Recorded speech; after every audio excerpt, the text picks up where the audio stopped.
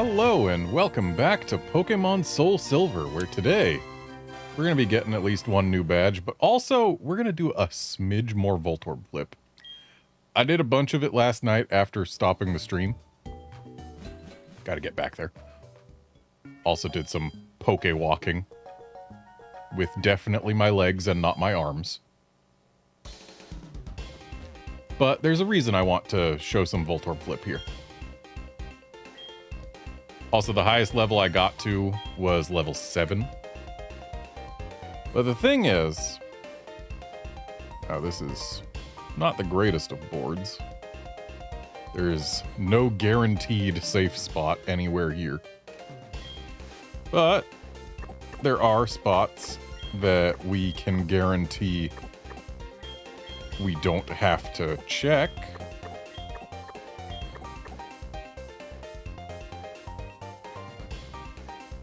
So, beyond that, I guess we gotta start poking. Fun. Yeah, the reason I want to do some Voltorb flip here is ideally we get to level 3, because that's where it really kicks in. That the chances of winning at that point, even if you use a tool that goes through an algorithm of the safest spots you can pick every time and keeps track of anything. Outlander, for quick swapping the screens, let me actually see here.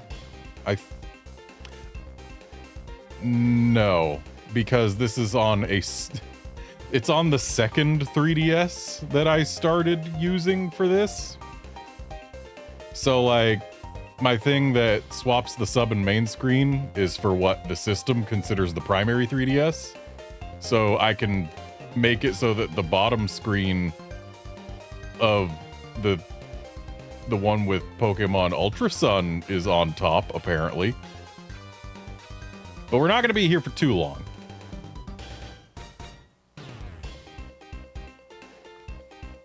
I'm on the wrong... There we go.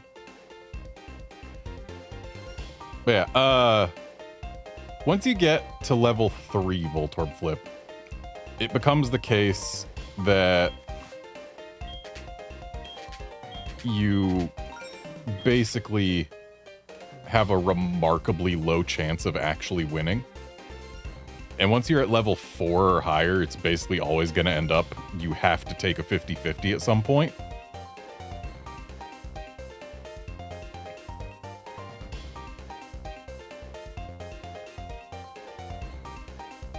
Hey there, Lynn. Alright, so at this point, I know there has to be a 2 somewhere on this row. This column has to have a 1 and a 2 in it. This row has to have a 1 and a 2 as well.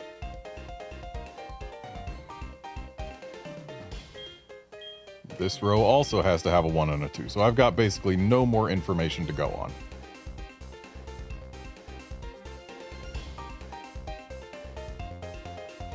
No, Outlander, the plan is not to get 10k coins. That would take a decent while. I'm going to go ahead and try right here.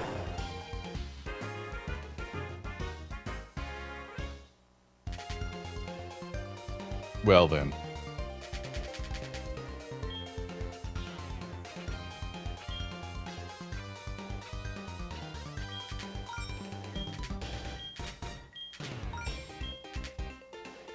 Yeah, my plan is to actually use an algorithm to attempt to solve this while keeping track of the actual chances of having lost by any given turn. So this column is dead to me. This row is dead to me, as is this row. Oop. And this row is also dead to me. Which means... actually not a whole lot, because this... well,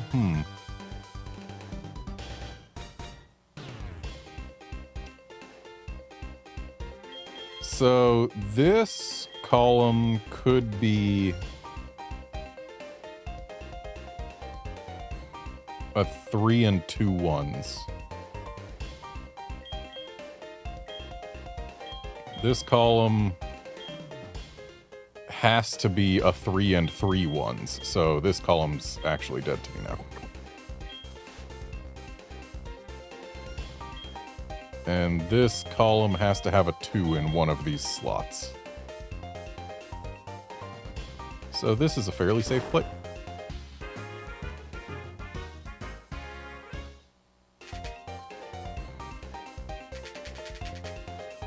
Lan, I am not a sports guy, so... yeah, it's games for me.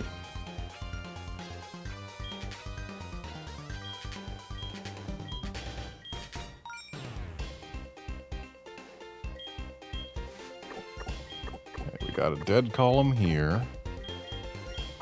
We got a dead row here. We've got a dead row here.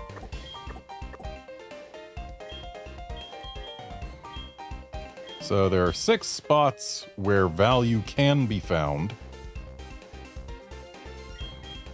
One of these has to have a 2 in it.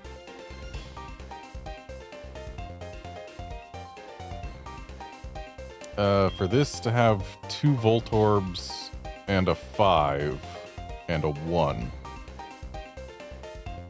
That means it's got a 1 and a 3, which means this cannot be the 2.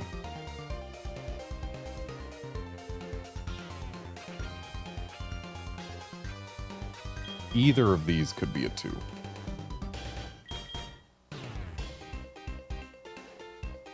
And then the other side up top has to be a 2. Or, no, it doesn't, because there has to be a 3 somewhere.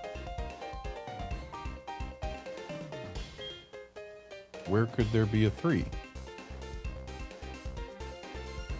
Oh, we already got a 2 up here. So... oh, right. For there to be 1 Voltorb, there actually have to be 2 2s. That's not a 2. Which means this must be a 2. Okay. Then that means this... oh, we already got a 2 here. I have not been paying nearly enough attention. Yeah. Middle column is in fact done, which means that... nothing. This row is done because we got both 2s. Which means that this is our last spot. Okay. Hooray, it's a 3.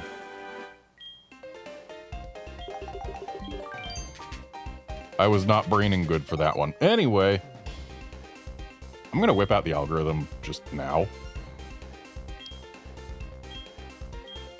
So, basically, there's a website, voltorbflip.com. So I'm just going to place the values into the columns and rows. So we got a 5, 2 in the red on the right. 3, 2, 5, 0, 5, 1, 7, 2. And then from the bottom going right, we've got a 6, 1, a 4, 2, a 6, 0. This one would actually be not the most difficult to solve manually. There's no guarantee that you can successfully solve it, because it could end up that you just lose a chance. A low chance, but a chance. But it does have 2 0 lines. So now it's asking me, what is this card? Because it'll ask you what cards are basically starting from the safest, and then you tell it what it was. And it goes for the next safest. And you tell it what it was. So now we know there is a 2 here. But now, it wants me to click this card, which is a 9% chance to explode already.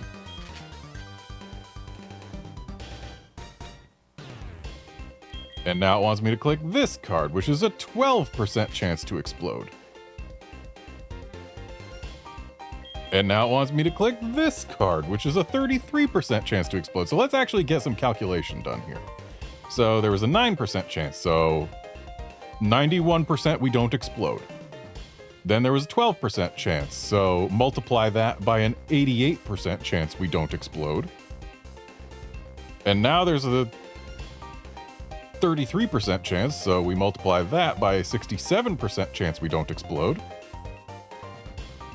And already, by this third one we have to risk, there is a 46+% chance that we will have lost. And there's no way to reduce those chances. This algorithm is picking the safest option every single time. And just 3 picks in, we hit the 46% chance to lose with no ability to play around it. But anyway, let's try this one more time.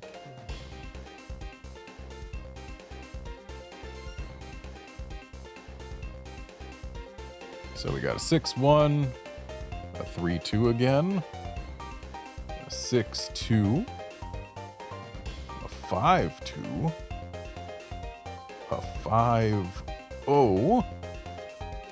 And like that board looked like it would be pretty decently okay to solve. Like I actually said, this one might not be so hard to solve on my own because it had 2 0 lines. But alas, those 2 0 lines weren't enough to make it so that even an algorithm that, again, calculates the most perfect or the most safe choice possible at any given time and has you choose the safest choice any given time. 3 risky choices in, we already got to the point where there was almost a 50% chance that we lose. Anyway, now it wants us to choose this one with a 13% chance we explode.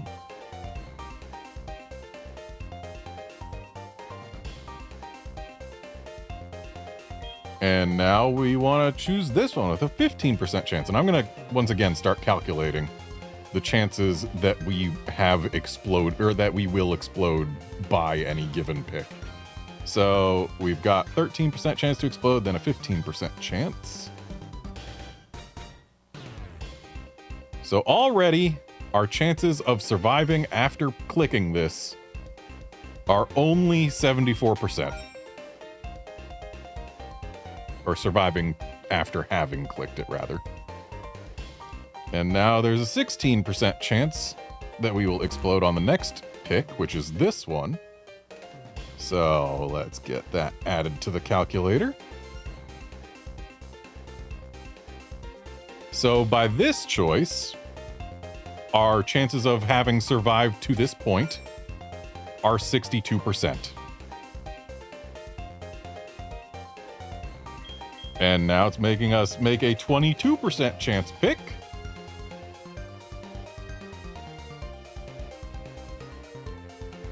And there is now a sub 50% chance that we will have survived after having come to this point.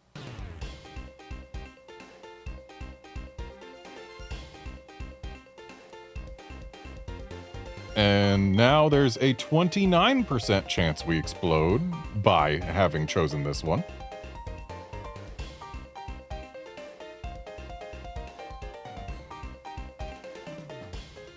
So the chance that we will have survived following the instructions up to this point was down to 34%. And again, that is playing optimally. The chances of winning this board with this layout at level 2 while playing optimally was below 33%, I'm sure. Considering we still would have had to make at least one more choice after that. But anyway, yeah, that's Voltorb Flip. The chances of success in Voltorb Flip are remarkably low. It's a fun game, but do not expect to win.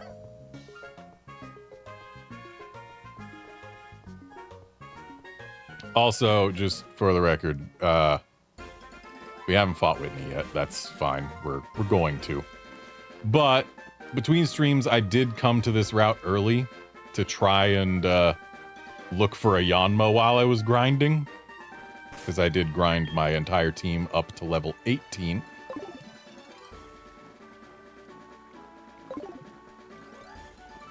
So yeah, I came here to look for a Yanma while I was grinding.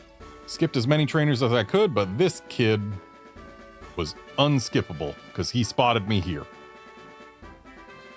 He had 2 Diglets and something else. It was nothing too impressive. And these 2 I skipped because they're 2 separate trainers and not a double battle. If they were double battle, I could have skipped them and this kid by just only having 1 Pokemon in my party.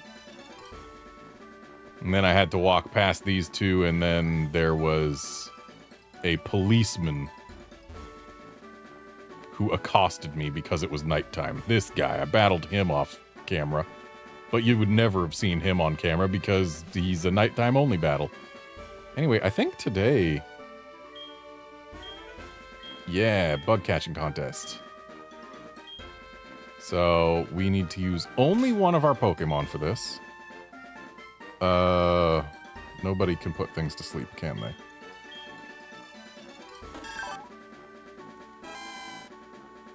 But Flaffy can paralyze them. Oh, wait, no. Someone can put them to sleep. Okay. Togepi is our choice for the bug catching contest. And now we're gonna save.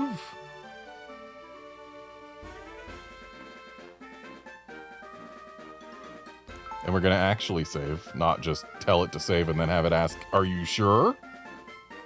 It really kind of bugs me that the game assumes we don't want to overwrite the file that this is. Yeah, Outlander DLSS4 is witchcraft, though notably it actually has worse streaking on fine detail that isn't high contrast. As far as, like, well, not fine detail, fine objects that aren't high contrast, like a brown rope over gray stone will have worse streaking than DLSS 3. But as far as like detail resolve in still images, it is miles better. But yeah, if you play a lot of high contrast games, DLSS 4 is just straight up an improvement almost everywhere. If you play games with more realistic color palettes, then it's a little bit more of a mixed bag. It's still better generally, but not everywhere.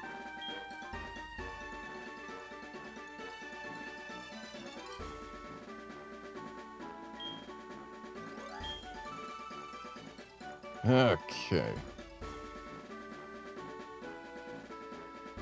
This is the pre-National Dex Bud catching contest, so I need to use that as my guide. Oh, also I did some headbutting off stream. Got myself 2 Heracrosses from the tree up and like on the top right corner of the Pokemon Center in Azalea Town.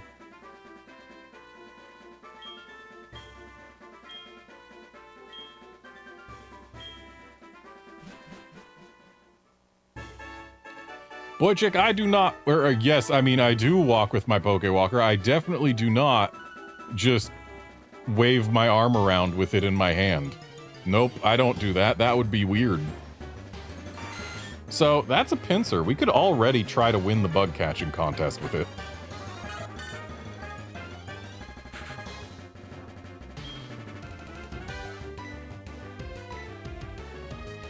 Though, admittedly, a Pinsir is not what I want here. I want a Scyther.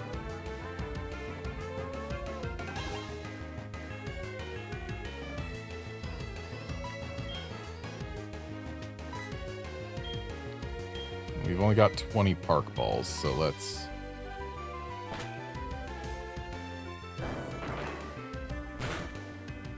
Let's Charm it, though Charm doesn't affect Seismic Toss.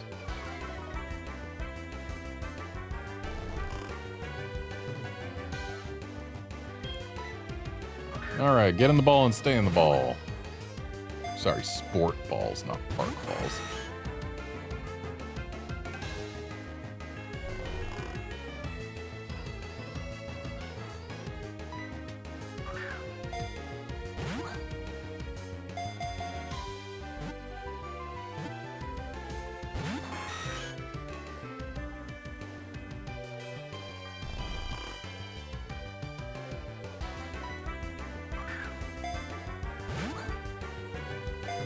Can't let this guy take too many of our balls because we still want to keep some for any potential Scyther.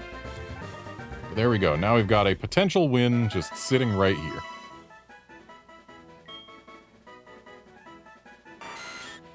Pinsir. It swings its long pincer horns wildly to attack. During cold periods, it hides deep in forests. Okay, I cannot heal my Togepi here. That is very bad news.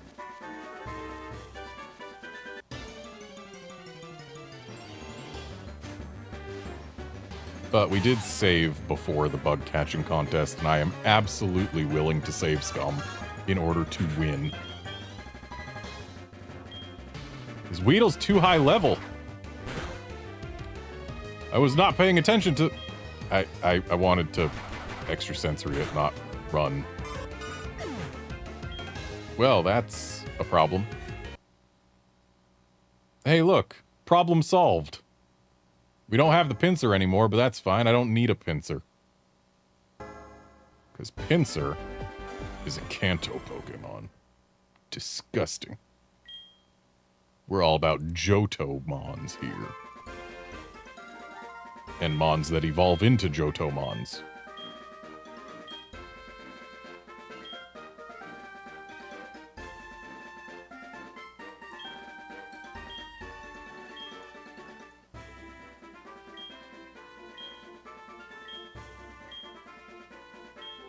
The Togepi might be a little bit too frail to be reliable here. So I might end up swapping for Flaffy if this attempt fails. Because Flaffy can at least paralyze things, if not put them to sleep.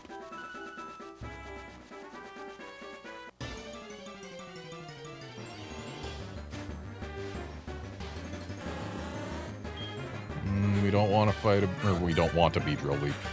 I guess we also don't want to fight it, but oh, it's faster than us. So running probably wouldn't have worked anyway. Extrasensory, probably the right call. Get out of here, Beedrill.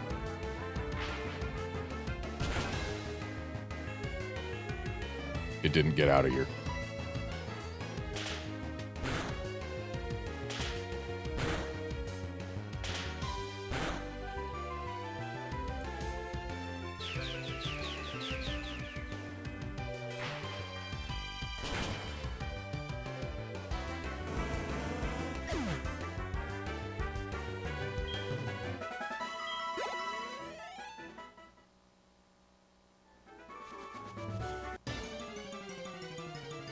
Show me a Scyther.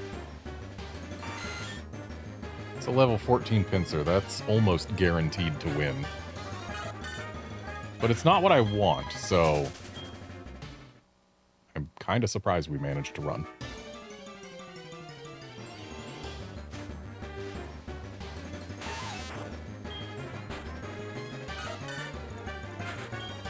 Feels weird having the Weedles be so high level.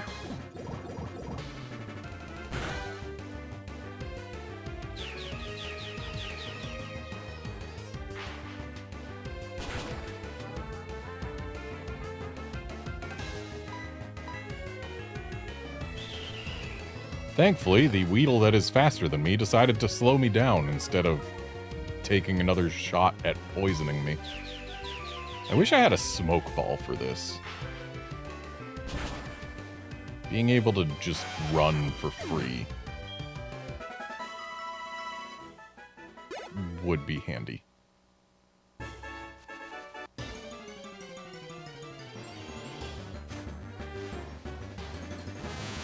Well, at least a Metapod shouldn't be able to keep us in battle.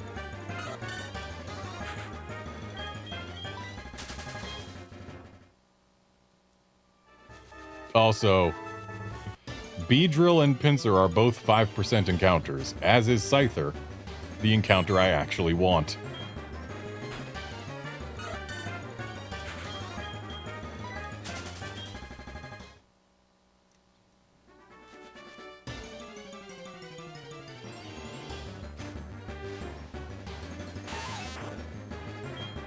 Hey guard, I'm doing fine, and I hope you are too.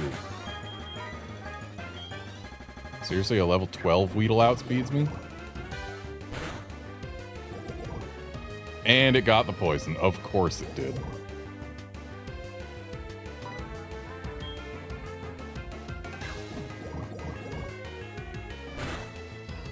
Well, that's going to dramatically hurt my chances of getting a Scyther on this particular attempt.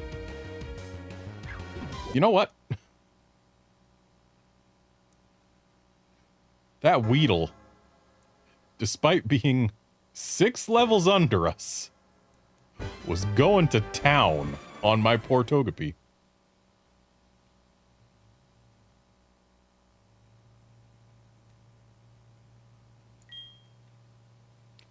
Guard, as far as finding Scyther faster than Hoppip, I've already found 2 of the 3 other 5% encounters. Found Pinsir twice and Beedrill once.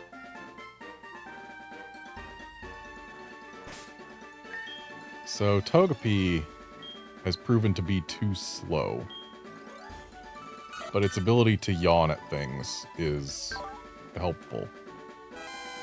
But Flaffy is much faster and can still paralyze them. Yeah, let's go Flaffy. Also, let's bring in a secret weapon that I found in the Pokewalker. A citrus berry. Actually, wait. How much does citrus berry heal? 20%? Or is it 30?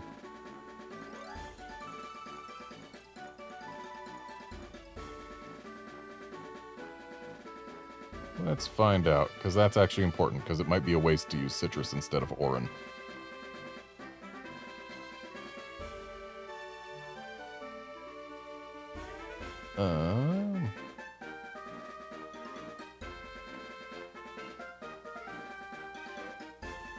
Come on, show me the actual percentage. 25%. That is better than Oran at this point, but not by much. It's 1 point better than Oran. No, it's not. It's more than 1 point better. It's like 3 points better. Is that even worth it? No. Not gonna waste a citrus berry on 3 HP. Maybe 4.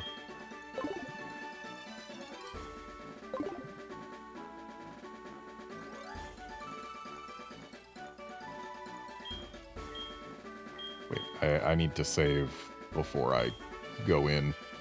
Otherwise, I'll have to redo this menuing later.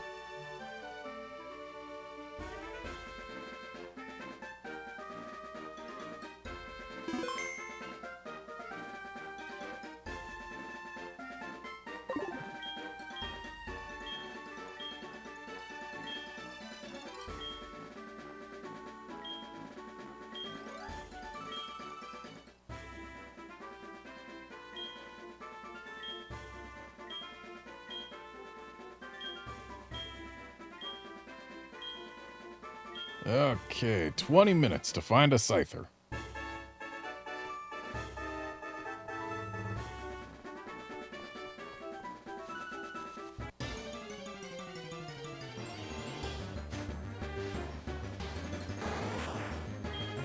Well, at least Kakuna ain't outspeeding anyone.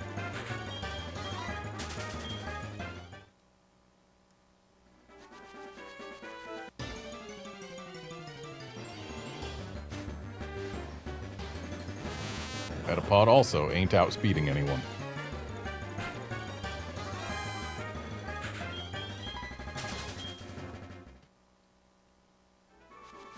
The fact that this is timed with real time means that technically if you play with battle scene turned off, you have an advantage. Because it cuts the animations out.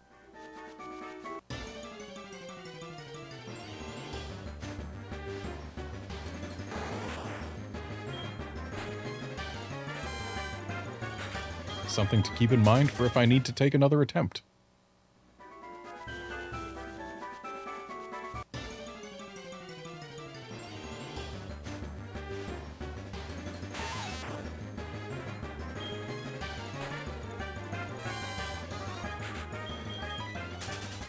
Why do the Weedles grow so much bigger than the Beedrills and Kakunas here? Well, I guess not the Kakunas, but the Beedrills.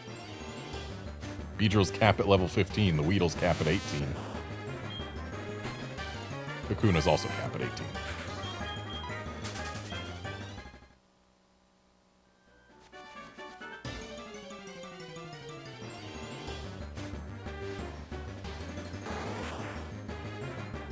And now we found a minimum level Kakuna.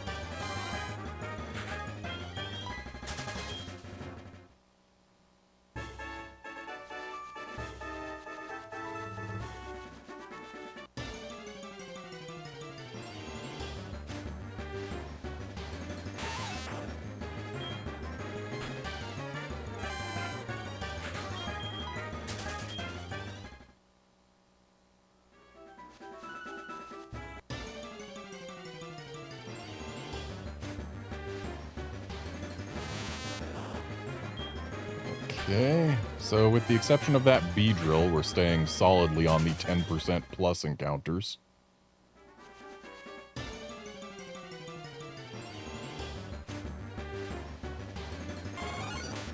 There's a 10% encounter we hadn't seen yet.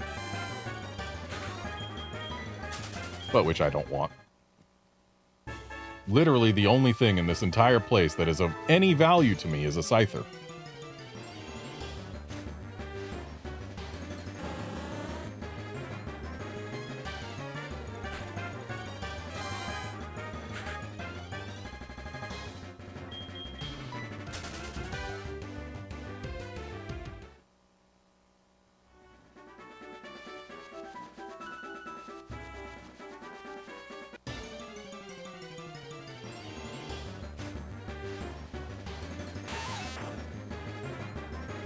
Only find Scyther while we are in the middle of a bug catching contest. It stops existing when the contest ends. And that is why I do not want to settle for a pincer. I just said I don't want to settle for you. I feel when you find a 5% encounter, but it's not the 5% encounter you want.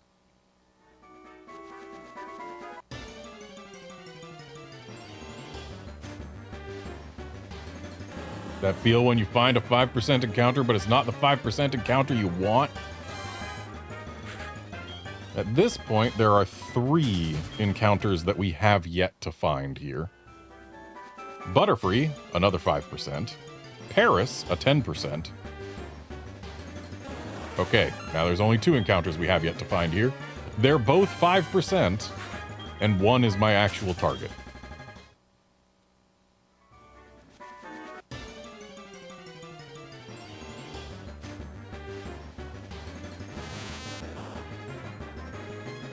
And guard, if the contest is measured the same way as it was in Gold and Silver, then the actual numbers that it looks at are Pokemon level and Pokemon current HP.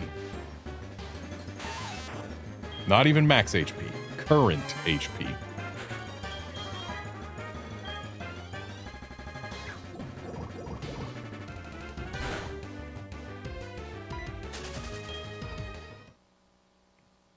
I see we're not guaranteed to be able to run from level 18 Weedles. That's not ideal. Oh, hey, look, it's another Beedrill. That's what, the third one we found on this specific attempt? Stop giving me the wrong 5%. Watch us find both genders of Butterfree before we find a Scyther.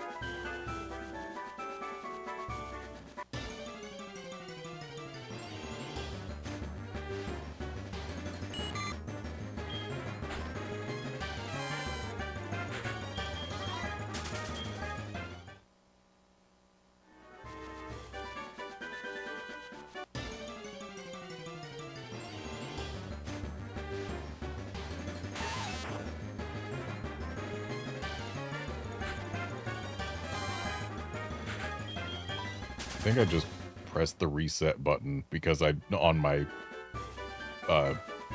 Ultra Sun, because I saw not a Scyther in Heart Gold, or in Soul Silver rather.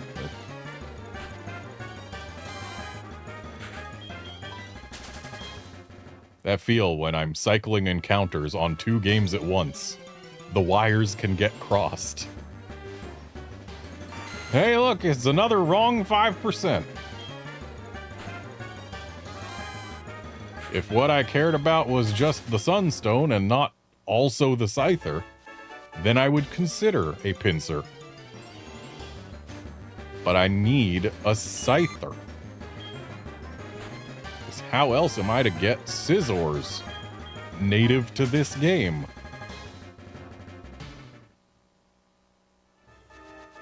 Gonna need to steal metal coats from Magnemites. Hey, look, another Pinsir. That's 3 Pinsirs and 3 Beedrills. But no Butterfrees and no Scythers.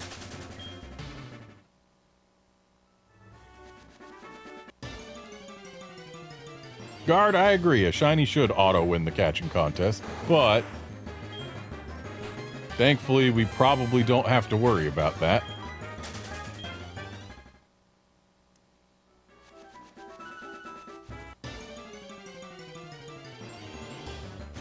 But then again, the rules of the contest explicitly state they want the strongest bug Pokemon, which, being shiny, does not make a Pokemon stronger, so I guess technically by the rules of the contest, shininess has no bearing.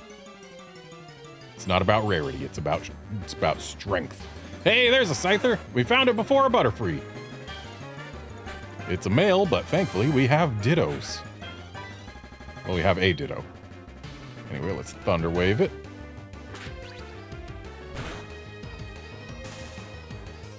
Okay, I guess Thunder Wave was worthless. And now we ball. Unfortunately, it's level 13 and not level 14, which means this Scyther is not as likely to win as it could be. But what's important is that we have a Scyther, assuming it stays in a ball at some point. So close.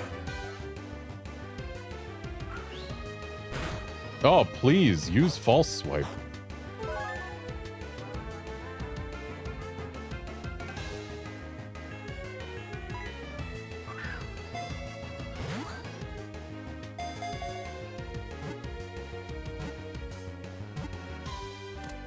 All right, we got a Scyther. Now, no matter what happens, we have a Scyther. That said, it's too early to throw in the towel on this contest just yet. Scyther, the mantis Pokemon. When it moves, it leaves only a blur. If it hides in grass, its protective coloration makes it invisible.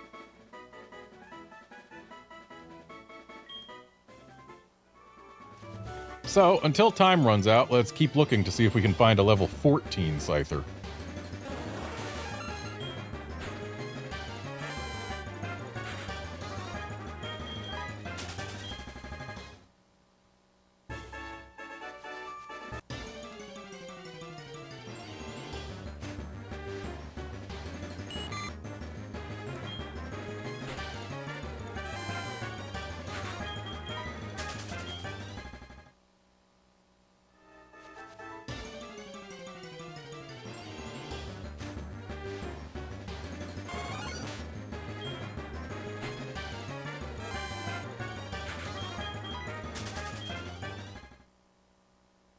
Been about 11 minutes on this attempt so far, I think.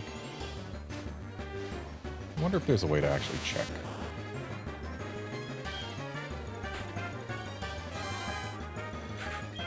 I wonder if that one jerk who always wins when he shows up in Gold and Silver is here.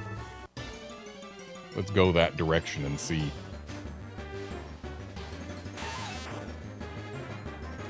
I mean, worst case, I end up without a Sunstone, but oh, boo-hoo, I can transfer things to another Gen 4 game where I do have Sunstones. It's not the biggest concern if I lose the bug catching contest. The biggest concern is if I don't get a Scyther. Alright, there is no guy who always wins in Gold and Silver, so if things are the same in Heart Gold and Soul Silver, that means that I should be basically guaranteed a win with this Scyther. But still, we look for a level 14 one.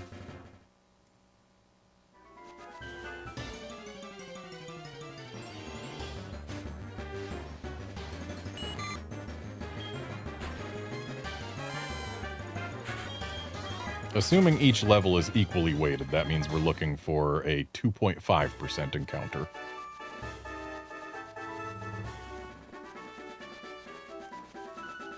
And now we're finding no encounters at all. What gives?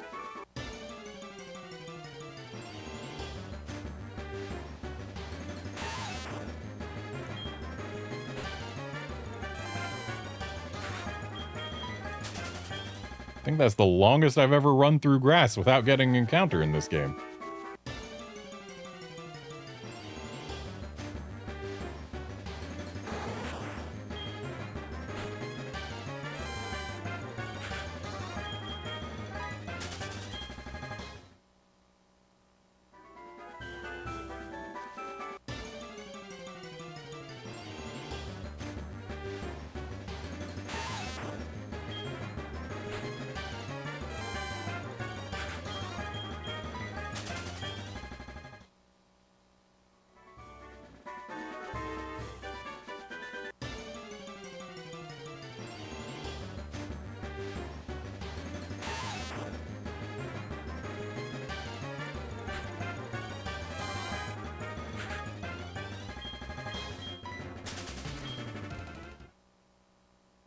Yeah, Guard, I can agree with that. Shiny Pinsir is fantastic.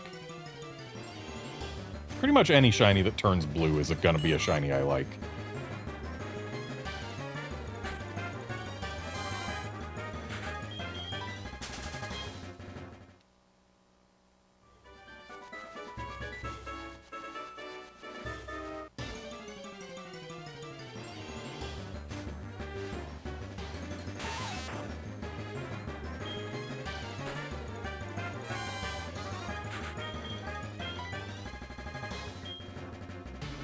Wow, even level 17 Weedles can keep us locked in combat here.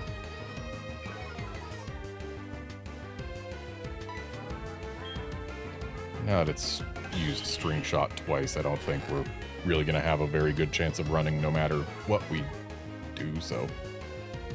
This Weedle, I suppose, has chosen death. Please don't poison me.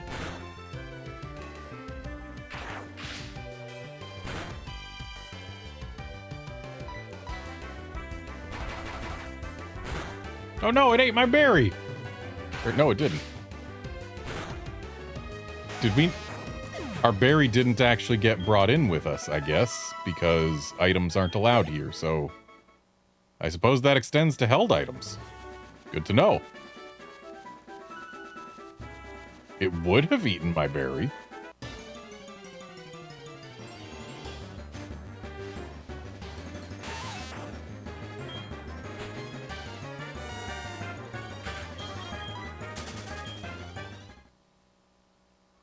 Maybe that was a speed nature Weedle.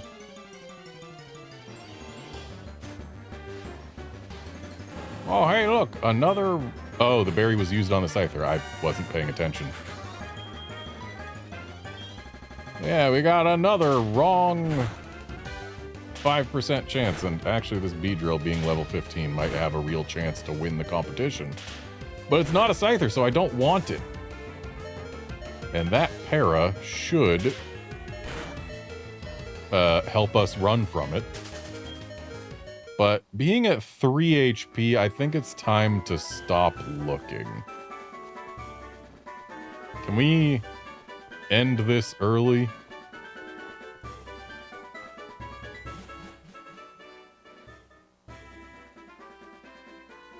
Yeah, I want to finish now.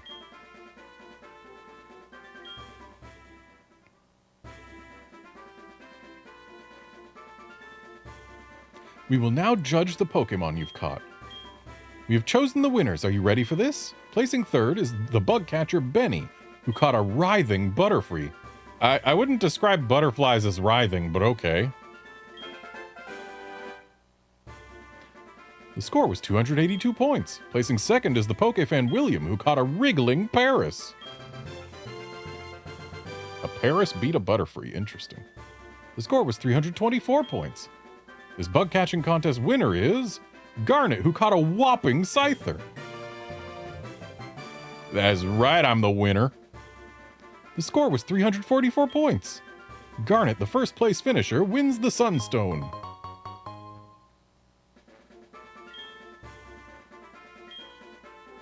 We hope you'll take part in a bug catching contest in the future.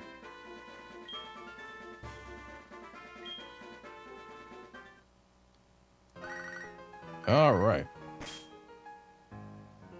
Garnet, howdy. It's Chino. What are you doing? I picked up something nice today. I want you to have it, so I called. You will come for it, won't you? Route 34 is where I am. Hey, Route 34 is somewhere I can actually get to. Okay, so... my Flaffy still has 3 HP. But while we're here, and the bug catching contest is done, there is a Pokemon we can get here that I need.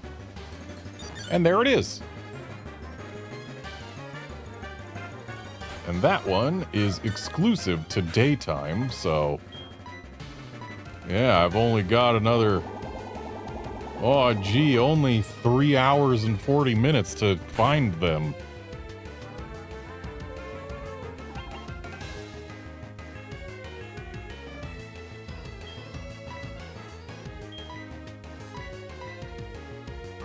I have more Pokeballs now.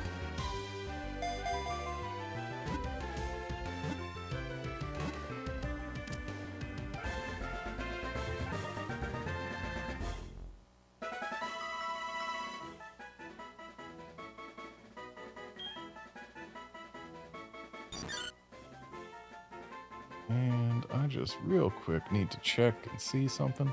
Sunkern, the seed Pokemon. It lives by drinking only dewdrops from under the leaves of plants. It is said that it eats nothing else.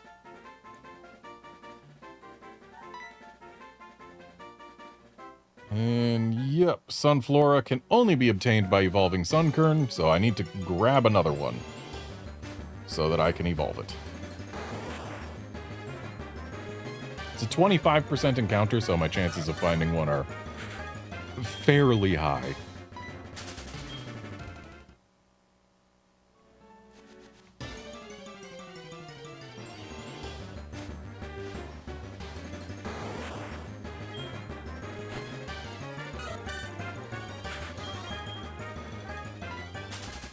I could be using these Kakunas for XP, but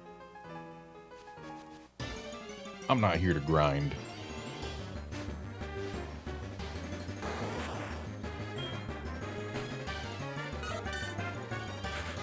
I can say I'm glad I'm finding Kakunas instead of Weedles.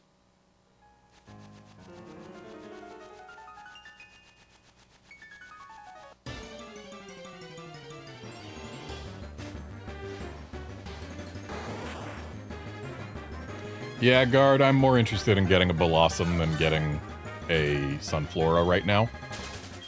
I just need to have a second Sunkern so that I can get a Sunflora. That said, I don't have a Gloom to evolve, so I guess maybe I should just evolve a Sunkern, huh?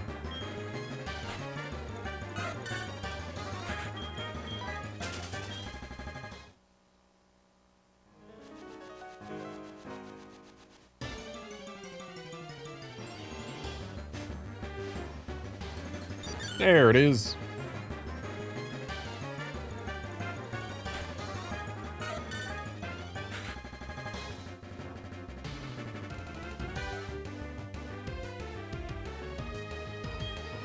And apparently, in here at night is a great place to EV train for HP. Because at nighttime here, the encounter rate is 100% Hoot Hoot. And Hoot Hoot gives 1 HP EV.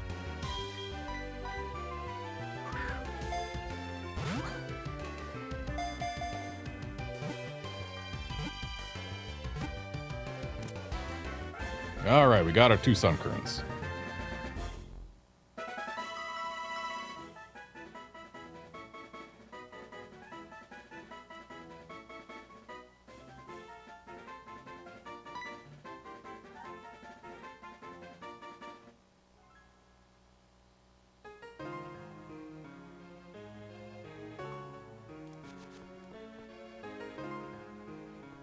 So there are still some things to grab here, namely items.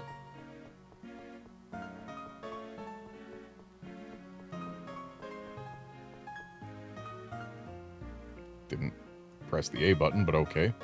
No ball playing allowed other than Pokeballs.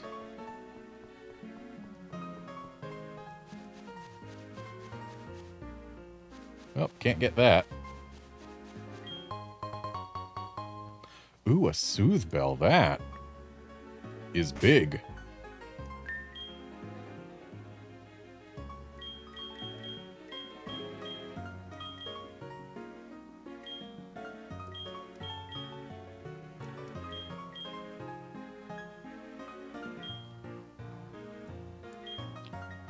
Oh, and this focus band I should give to someone.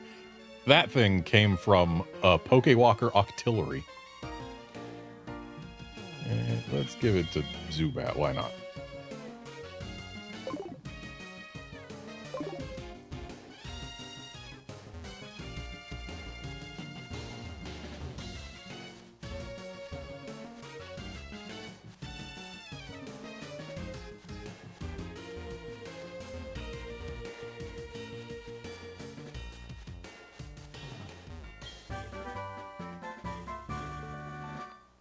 And there's Dig, which can neuter Whitney's Miltank to an extent.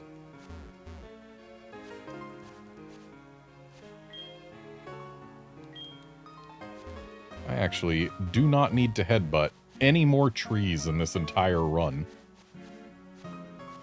Because Heracross and Apom are the only Pokemon exclusive to trees that I need.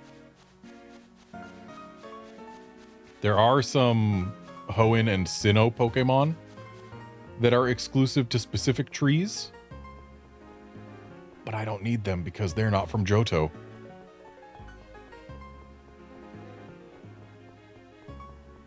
And also, they're not available until after you get the National Dex anyway.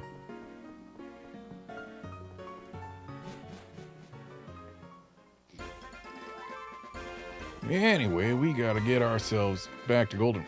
What's your deal? What's being constructed?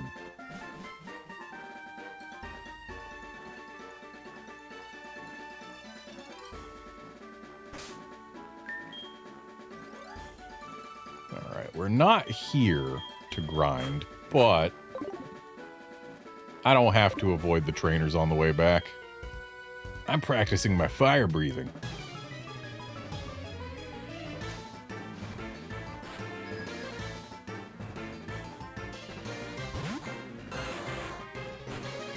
Looks like I can actually get a quick claw as well if I go back in. I think the NPCs were just... because it was in the post-contest state, the NPCs were not the normal ones and not in their usual positions.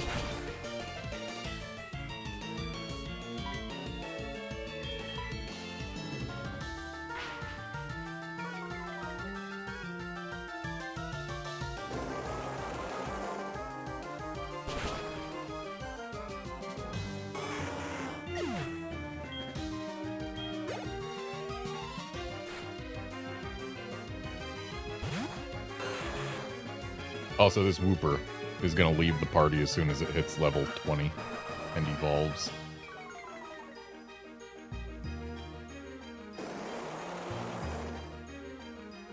And there's a reason for that. A glowy reason. From the Pokewalker.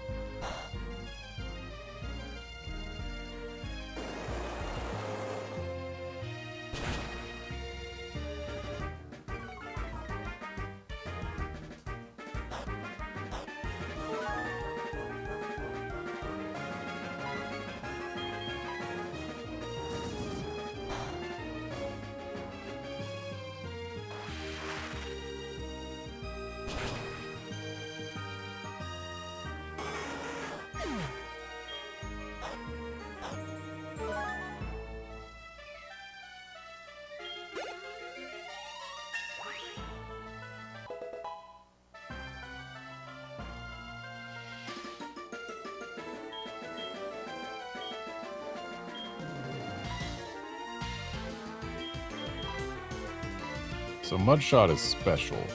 Mud Bomb is also special. Loses 10 accuracy, but gains 10 power. I think I'd rather keep Mudshot, honestly. 85% accuracy feels like 0% a lot of the time. Whereas 95% most of the time feels like 100%. 95% of the time it hits all the time. Also, I'd prefer the speed lowering to the accuracy lowering in many cases.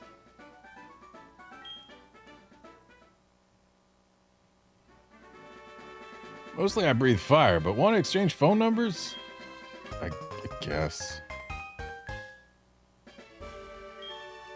Alright, don't worry, I'll stop breathing fire while we're talking on the phone. So give me a call sometime. I mean, if you kept breathing fire while we were talking on the phone, you would just burn your phone. You wouldn't harm me.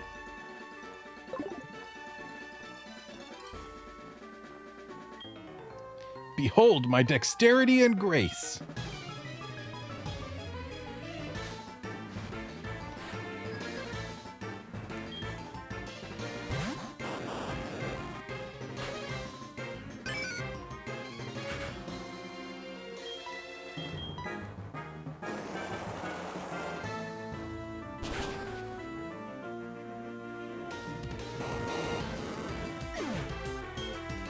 Why has dude got a level 2 Voltorb?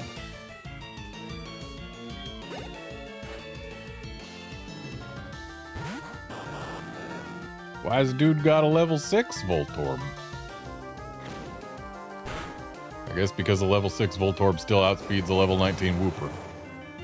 A timid level 19 Wooper, no less.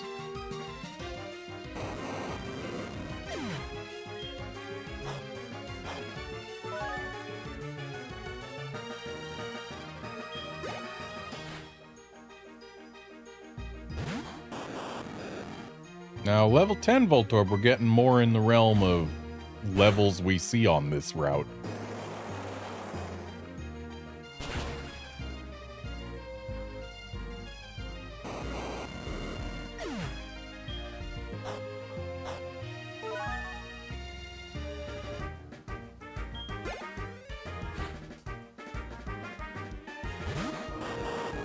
And level 14 Voltorb, that's downright reasonable.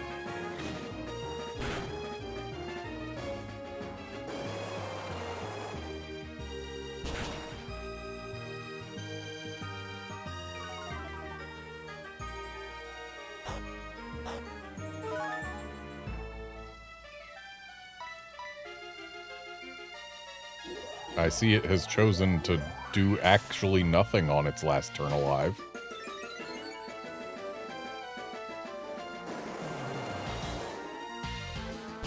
There is no world in which Charge would have helped it win that battle. Oh boy, increase the damage of electric moves against a ground type. And oh boy, increase special defense when you've got like 3 HP left.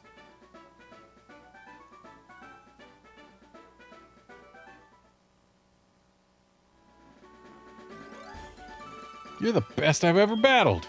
Huh? You're the one who saved all the Slowpoke. Well, no wonder I couldn't beat you. Would it be okay to get your number? I don't want to miss anything you do from now on.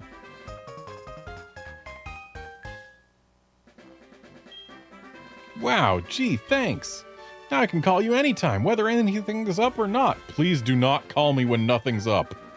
You know, just to chat. I would have laughed if that was him, but no, it's Joey. Hey Joey, how's your Rattata doing? Super cool. Yep, different from regular Rattata. Top percentage of Rattata? No way. You've told me that exact story before, Joey.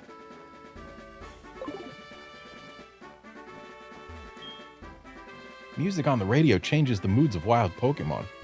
That's maybe true?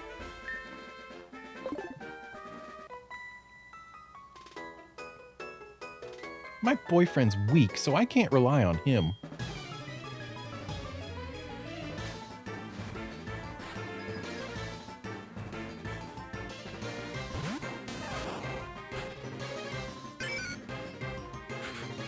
Whooper just looked at us like, oh my god, it's a Pikachu!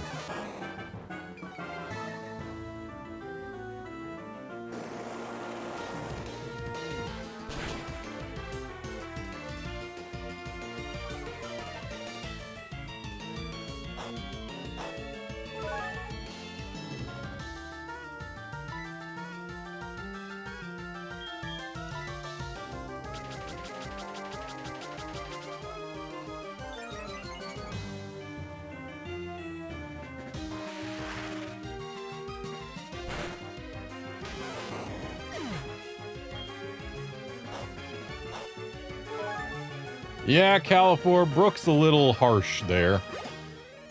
But to be fair... Oh my, you're so strong. To be fair, you're supposed to encounter her boyfriend and beat him first. I can count more on my Pokemon than on my boyfriend. And even your Pokemon let you down. Yeah, you're supposed to see this first. I'm gonna show my girlfriend I'm hot stuff. So yeah, he says that, then loses. Then you fight her, and she says that she can't count on him. We just happen to approach them in the opposite direction, and thus she's harsh for no reason.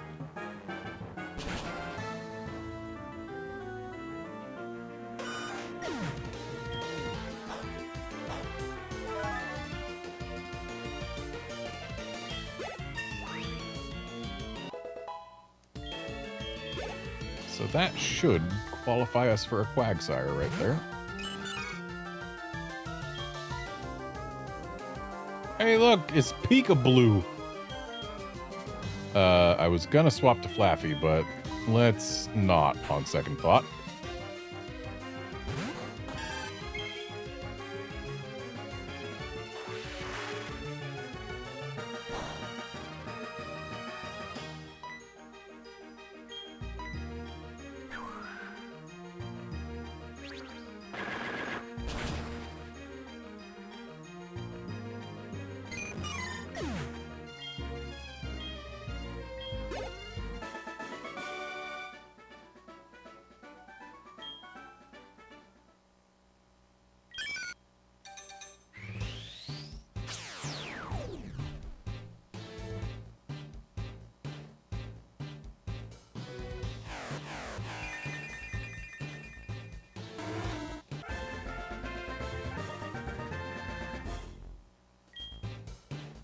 Quagsire's just having a good time.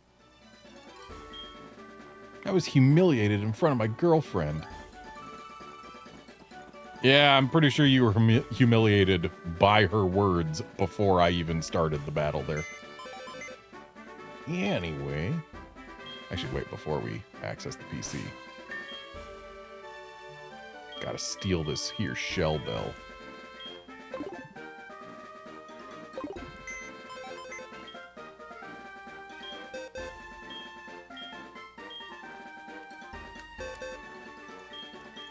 Because, yeah, we got a bunch of stuff from the Pokewalker. And I believe this Volt Absorb one... there's 2 Volt Absorb ones, okay. Let's find out which is better. They're both sassy.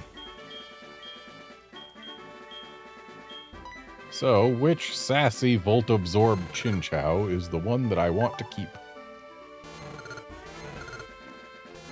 Okay, so number 1 has better HP and special attack.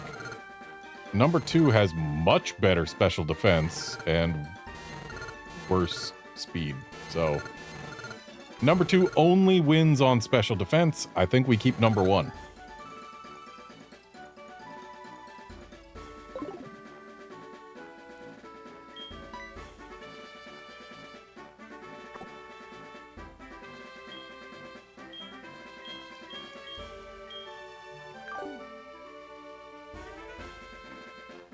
Now, here's a thing to consider. We now have electric type covered. And so, Flaffy is no longer quite so necessary. I do have a pair of Heracrosses. Is Heracross worth putting on my team? I'm gonna look at its learn set and see when it actually learns things.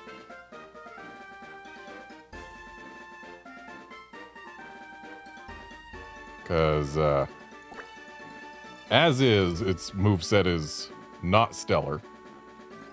We get Aerial Ace at 13, which is a decent move to have.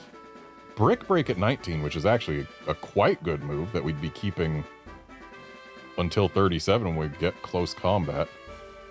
We don't get Mega Horn till 55. That kind of hurts. Can it learn any bug moves other than Mega Horn? It can learn Fury Cutter as a move tutor move. And it can learn Bug Bite as a move tutor move. Somewhere. Don't know where, but somewhere. Heracross might be worth considering. Specifically the one with Guts. Also, it's Brave with Guts. That's actually a pretty solid combo. Because Brave is special attack, or speed down and attack up, right? Yeah, let's bring him along. But then again, we might want Flaffy at least for Whitney. Because, we'll be fine. We got 3 level 18s. Is there anything in box 1 that I might like to have?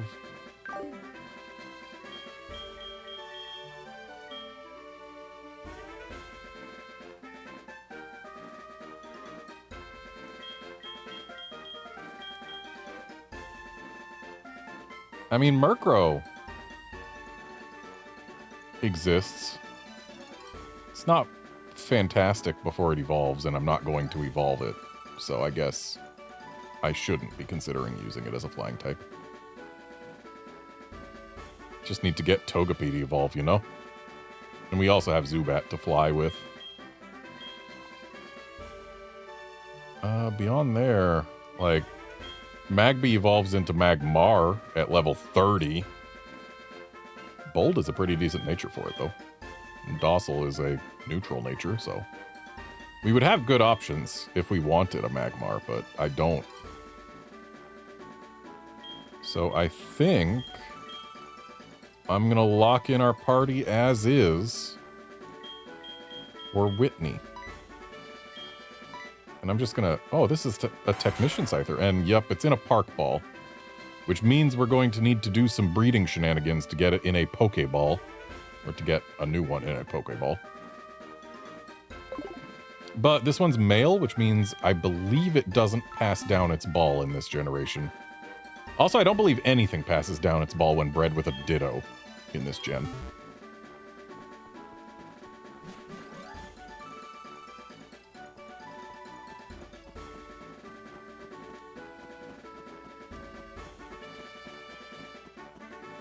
You know what? There's one more trainer we can fight on this route. And we have a chance at finding a 1% Yanma. That is not a Yanma. It's going to take some effort getting my Heracross leveled up. It's level 5 right now. And it looks like we've got Flail and Water Gun for damaging options with Chinchou right now. That's going to need to change. Ow.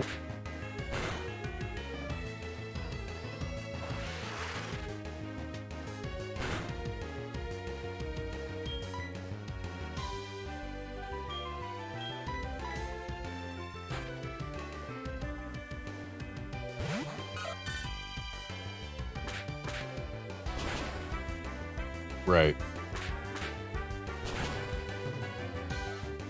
Well, the crit did a lot, but the non-crit didn't do very much at all. Yeah, Guard, once Heracross gets Brick Break, it will be very reliable.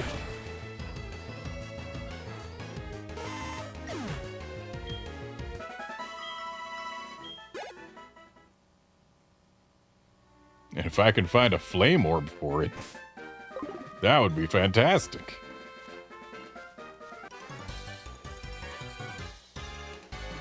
I'll go anywhere if bug Pokemon appear there.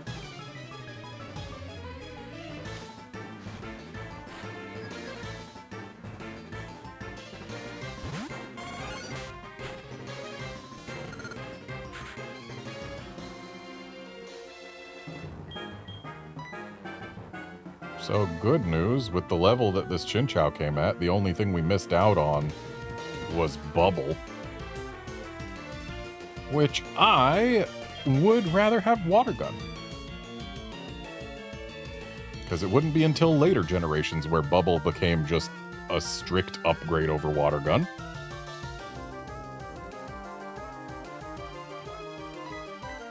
Freaking Sword and Shield. Sobble learns Bubble before Water Gun. They have the same accuracy and the same base power, but Bubble has a chance to lower speed, whereas Water Gun does literally nothing else. Why is Water Gun later in Sobble's moveset? My guess? They decided later on to have Bubble get buffed.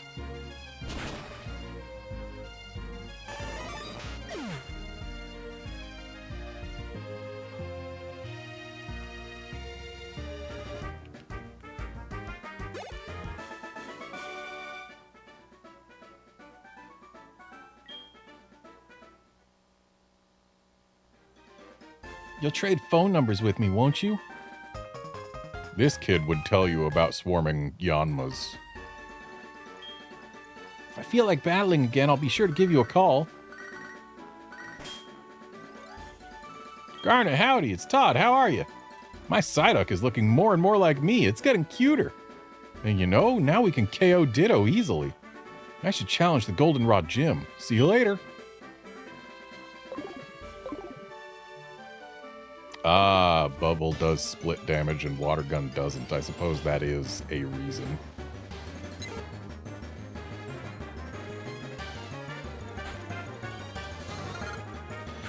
Okay, I have realized a minor issue with Chinchou. We don't get an electric attacking move until level 20. Unless I go do more Voltorb flip and get the Thunderbolt TM. I might do that between streams, but I'm not going to have it for Whitney.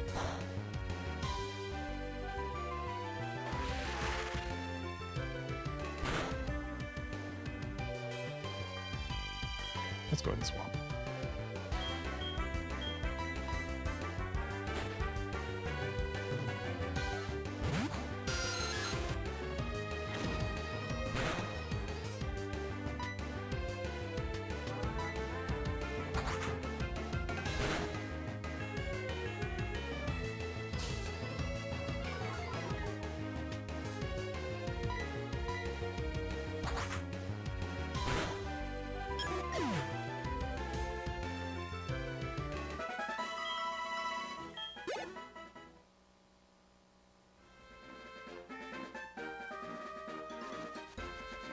Yeah, Guard, Voltorb Flip would be a huge boost for the playthrough. And I do already have over 7,000 coins. If I can get to level 5 like 4 more times, I'll have enough. But even the chances of getting past level 2 while playing perfectly can be below 30%. Bye, Abra.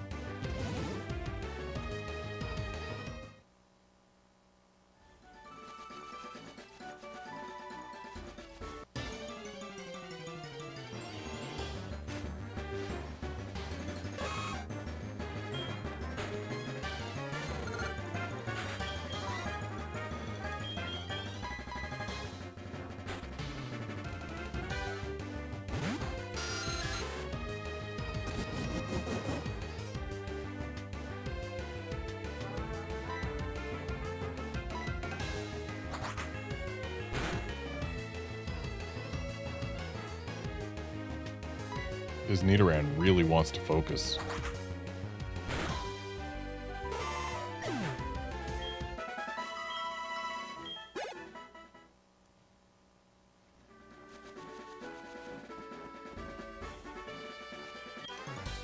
What kinds of Pokeballs do you use?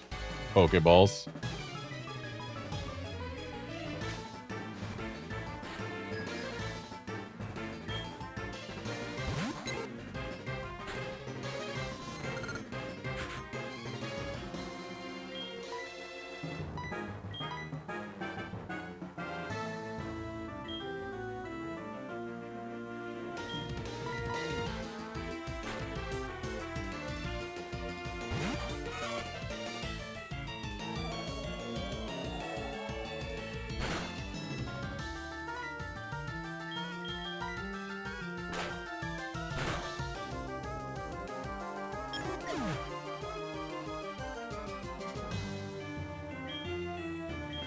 Oh, I looked into something between streams as well. Houndoom is not an option for this run. Because just like with Gold and Silver, Houndour lives in Kanto.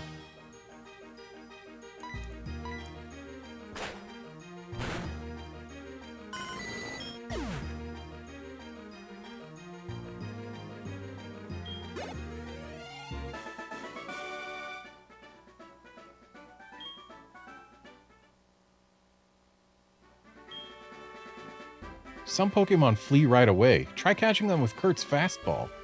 Whenever I find a white apricorn, I take it to Kurt. He turns it into a custom ball.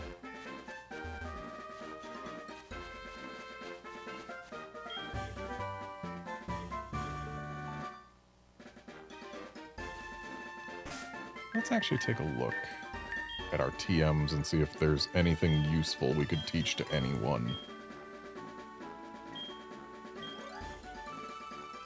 I mean, Bullet Seed, if we've got anyone who can learn it other than Meganium, or not Meganium, the Bayleaf, it would have been nice, but nope. Sunny Day I found on a Pokewalker route, but we don't have any way to take advantage of Sunny Day right now. Dig, as has been stated, can ruin Whitney's strategy.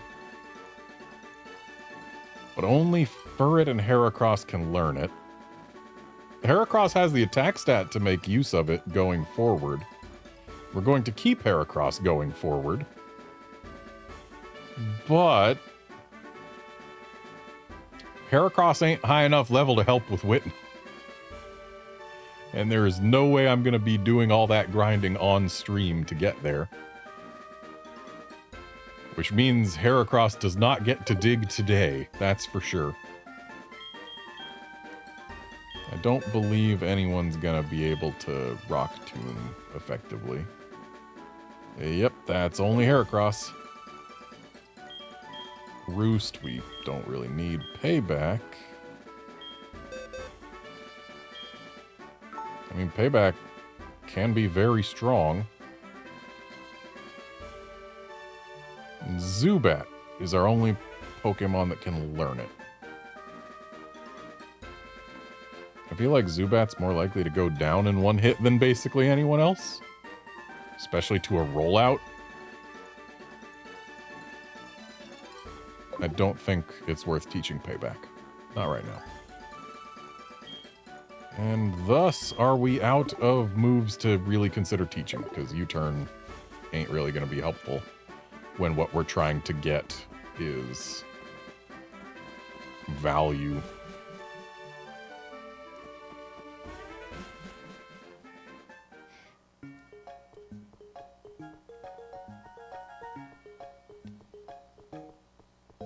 I think my ideal Whitney fight is gonna be we deal with Clefairy and still have Chinchou out at relatively high health when Miltank shows up,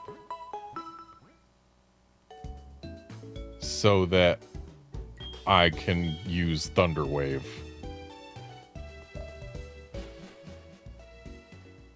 And then I can use potential flinching moves with Furret and Zubat to try to stop it.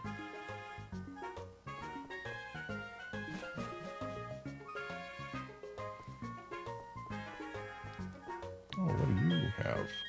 Hello, dear. I sell inexpensive herbal medicine. They're good, but a trifle bitter. Your Pokemon may not like them.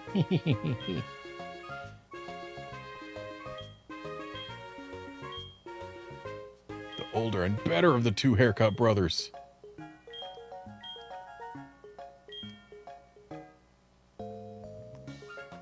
Let's get that on Togepi.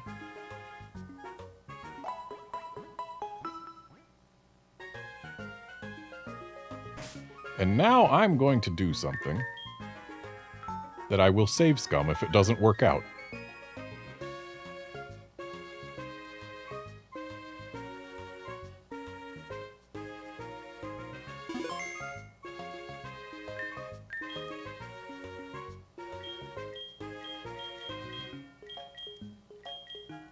Wait, do I not have one? Thought I had a rare candy. Guess not.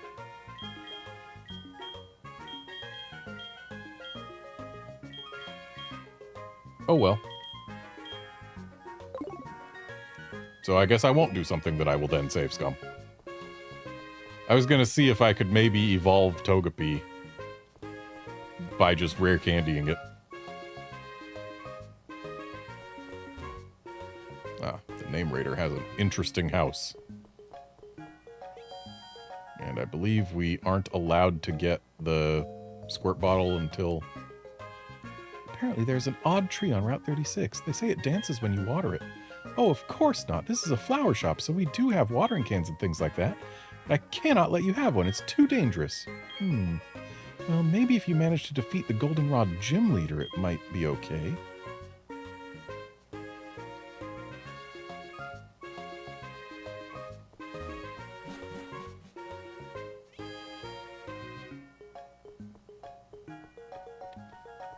Outlander, for the 2 years I spent in Japan, like, there are barbershops that people go to, but talking wasn't really a thing in them.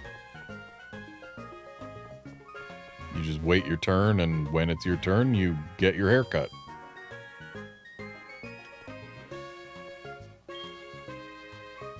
There was one where the barber asked me how long I'd been in Japan for, but that's about it. I opened a branch here, but I can't sell my bicycles. Why is that? Could you ride a bicycle and advertise for me? Really? Great. Give me your name and phone number and I'll loan you a bicycle.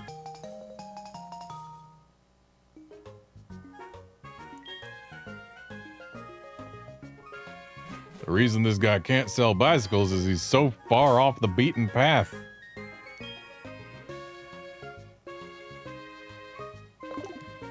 Bicycles don't live in the Pokemon list. They live in the bag.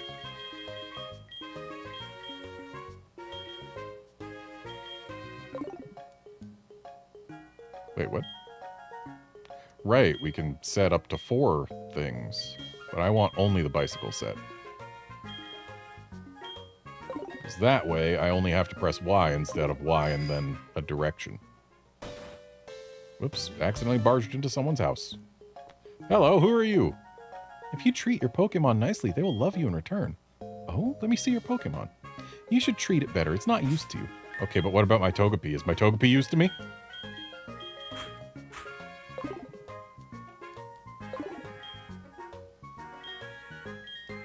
I get the feeling that it really trusts you. Okay, what about my Zubat? How does my Zubat feel about me?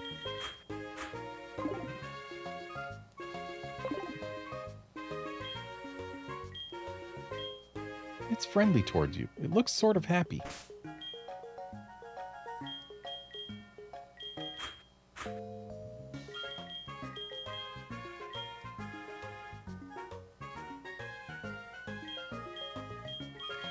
Yeah, it does make it a little more silly that we put our bike inside our bag when it shows us the exact place where our key items go.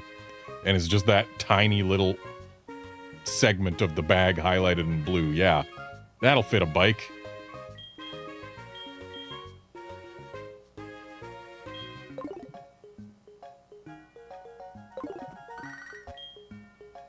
When I use an item on my Pokemon, it acts really glad. Oh, I missed a call. I keep losing in battles and my Pokemon end up fainting. Maybe that's why my Pokemon don't like me much.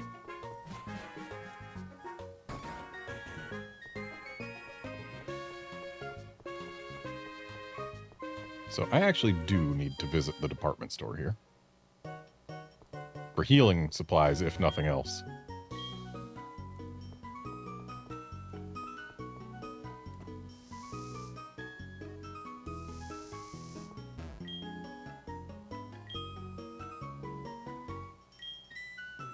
So, I could use a small handful of super potions.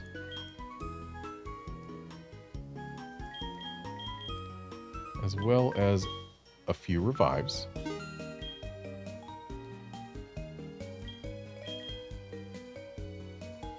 I shouldn't need any of the status healers for well, maybe awakenings for Whitney. Clefairies and Jigglypuffs do know how to sing.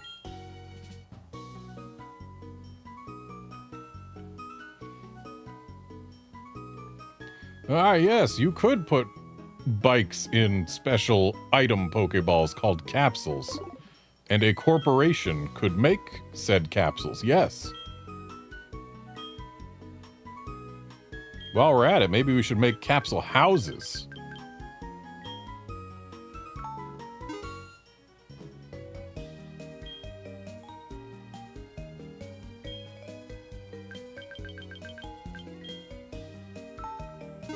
Maybe someday we could even make capsule spaceships and go to entirely different planets in search of weird orange spheres.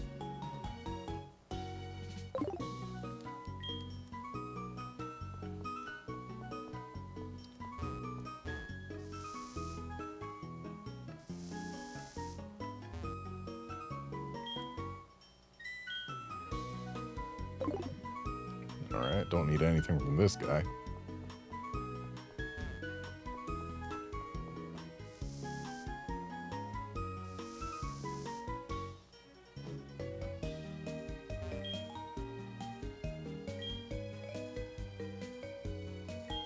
Don't need anything from here. Hey, I love strong Pokemon. I feed them protein to crank up their attack.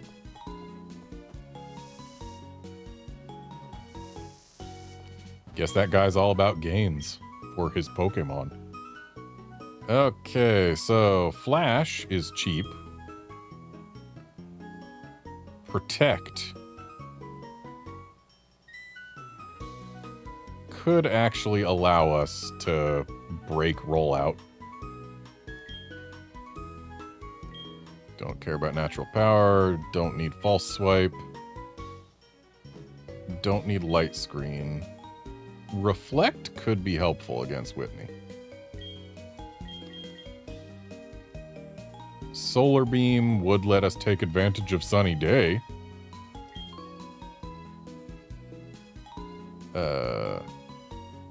What is this? Focus Blast?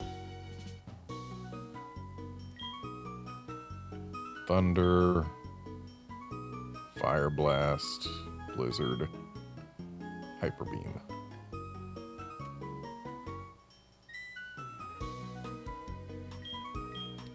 Protect is worth considering. I can't afford it at this very moment, but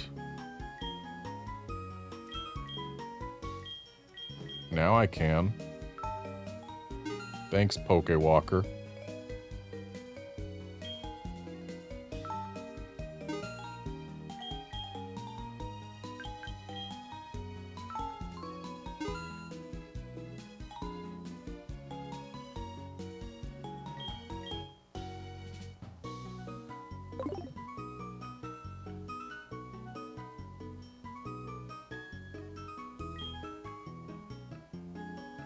But if I did buy Protect, who would I use it on?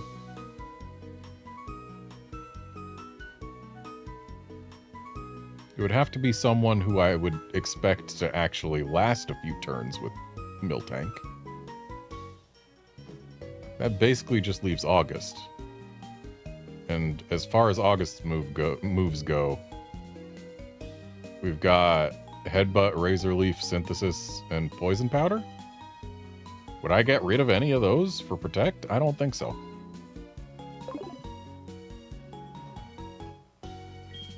So let's just not get it. Let's get Reflect, though. Reflect can be big.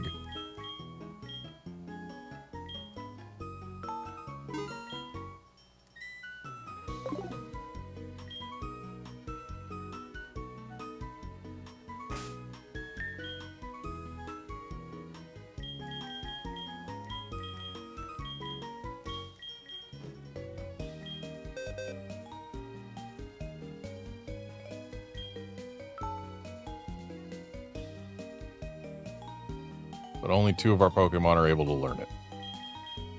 So I guess, Togepi, it's up to you.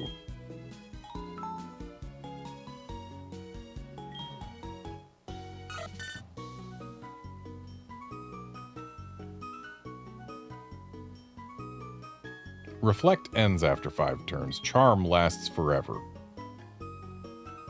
On 1 Pokemon.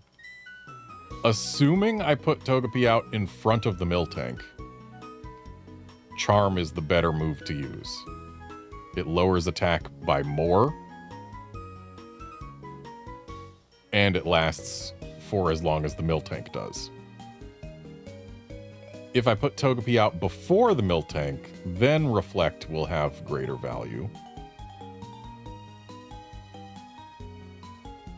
And honestly, I think my strat is to get Reflect up before sending Chinchou out and finishing whatever's before the Miltank.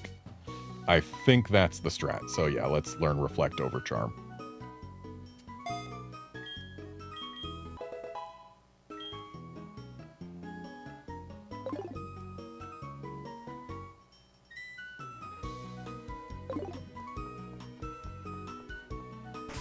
Wait, Togepi has Hustle?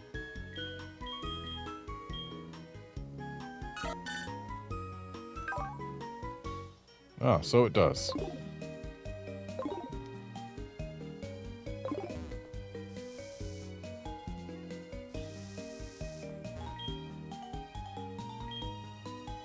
Daily drawing? I'd be a fool not to. The number 3 prize is just a cherry berry.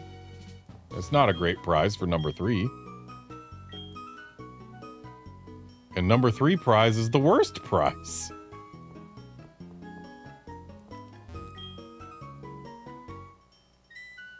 I just went and bought super potions when these are all better and cheaper.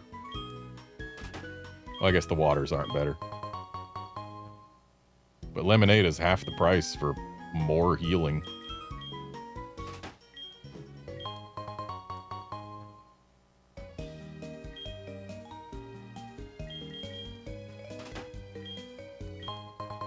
Which makes you wonder why, in this world, do marts sell potions instead of lemonades? My best guess, shelf life.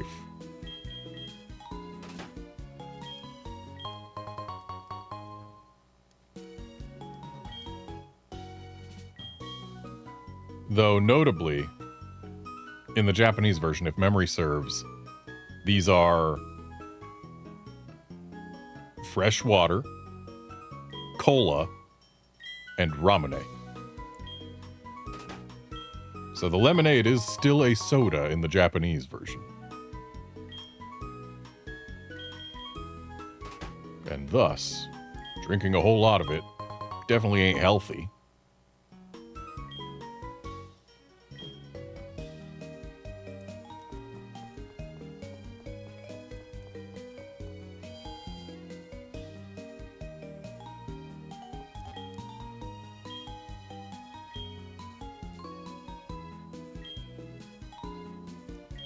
I pressed A trying to cycle text faster, but the fact that she gets the question mark exclamation point, the interrobang, when you ask for the floor you're already on. We're already on that floor?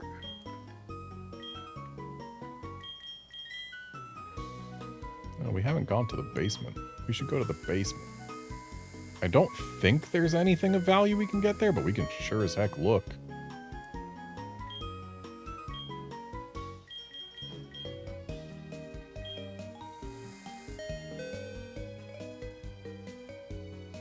It's not open to customers, then why did you let me choose to go there and then leave the elevator?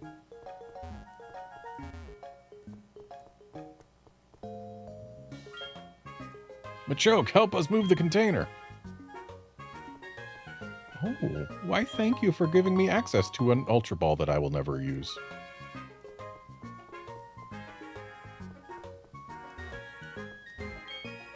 Machoke, help us move the container. How about the one up there? Stuff on the ground is junk, you say? Ethers aren't junk. No, look up at that Machoke again. Did it? Oh, wait. Machoke, help us move the container. Hey. A burn heal is not useful here, but okay, I'll take it.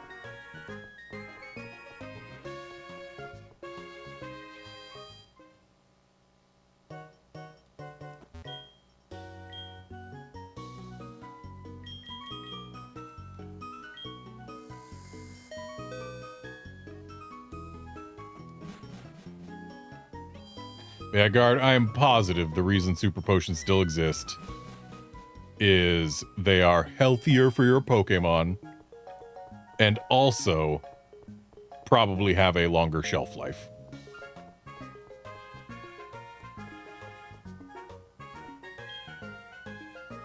The gym leader, Whitney, went flying by saying, I have got to get a radio card.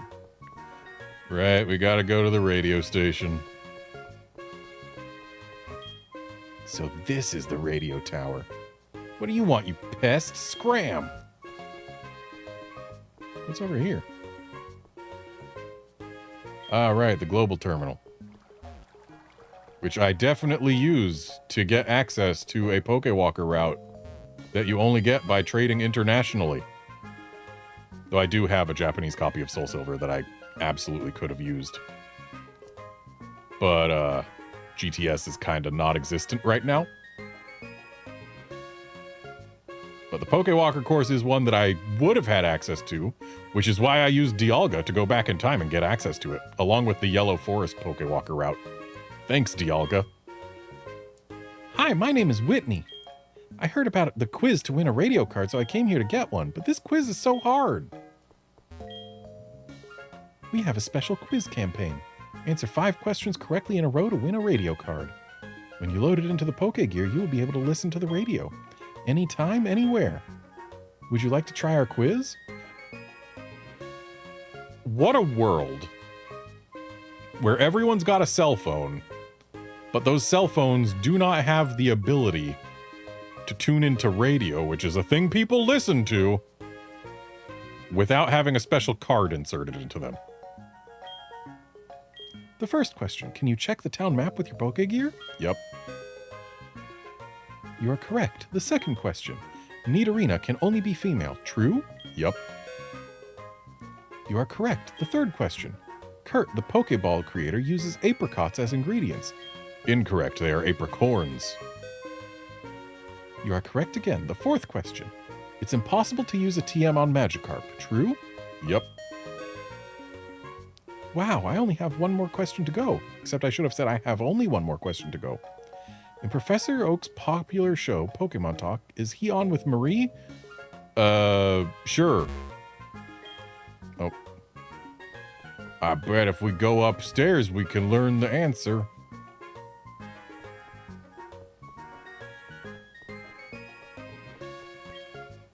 Hi, I'm Buena. Do you know about the radio show called Buena's Password?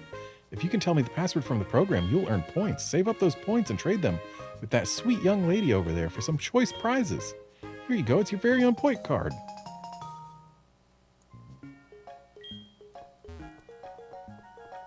I forget how many days you need to listen for that to actually pay off, but... Oh, there's something wrong with the director, you say. Guess we can't learn. Okay, Ben's a fabulous DJ. Oh, Mary from Pokemon Talk, not Maria.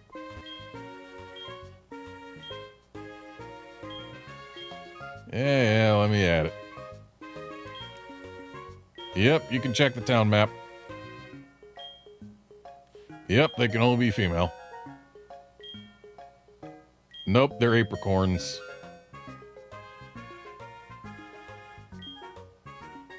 Yep, no TMs on Magikarps. Nope, it's Mary, not Marie. Bingo, you got it. Congratulations. Here's your prize, a radio card. Hooray, I can listen to the radio. Wow, you did it. I thought the answer to the third question was surely apricots. Oops, it's time to go back to the gym. Back to the gym we go as well. Because dang it, I need to get a badge today.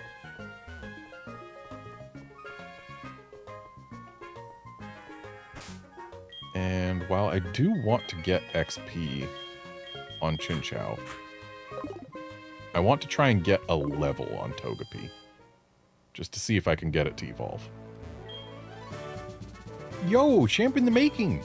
This gym is home to normal-type Pokemon trainers. I recommend you use fighting-type Pokemon. Yeah, I'll definitely break out this Heracross for it. Outlander, I think there's 13 bobbleheads in Clocktown, but I am almost certainly misremembering.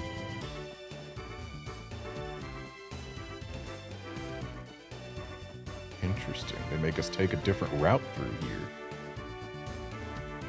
Also, the Clefairy sprite that this place is built to resemble seems to have been compressed. But, on the other hand, that means that it doesn't take ages to walk all the way through the gym anymore. Oh, you are a cute little trainer. I like you, but I won't hold back.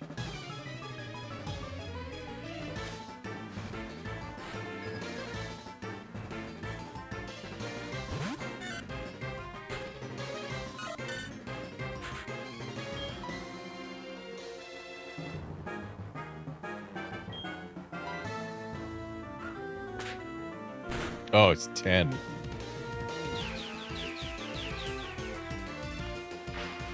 I definitely misremembered how many cow bobbleheads were in Clocktown then.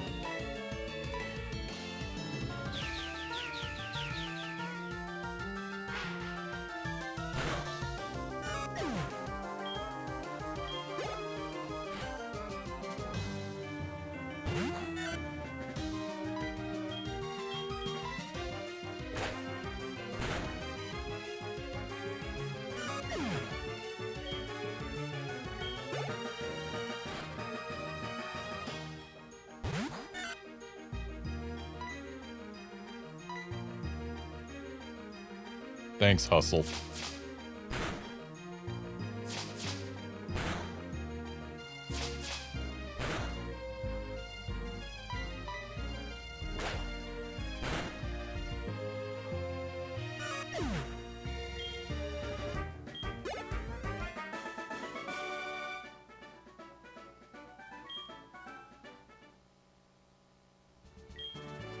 Wow, you must be good to beat me. Keep it up.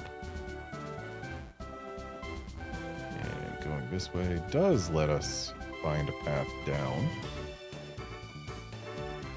So that trainer up there was entirely optional. Does coming this way allow me to talk to this lady from behind? No. Does it give us any advantage? It lets us come from here. So we can skip either that lady or the lady up on the wall. Choose one. I choose neither.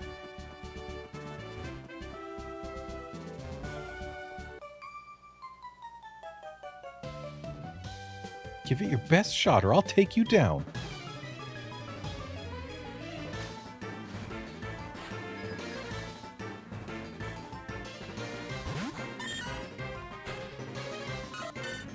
That's quite the level jump from the last trainer.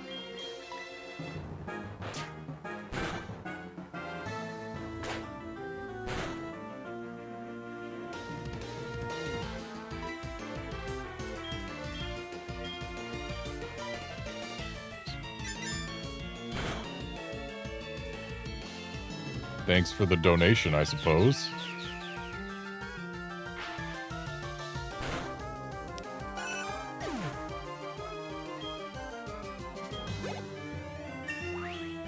Alright, that's our level on Togepi.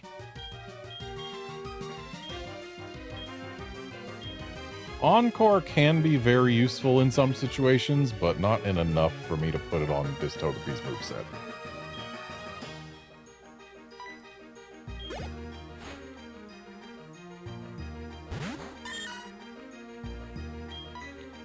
Alright, time to swap off of Togepi. And let's just go to August. Just to get this battle done with quickly and easily. Nice crit.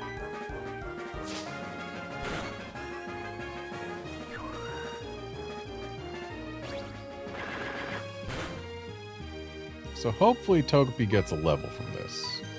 Well, no, Togepi got a level. Hopefully Togepi evolves from this.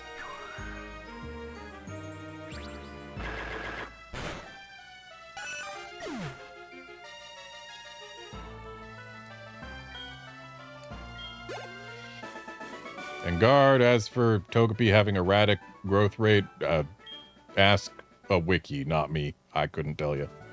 And no evolution, okay. Unfortunate. So now let's go ahead and put Chinchou in front. And let's get everyone healed up.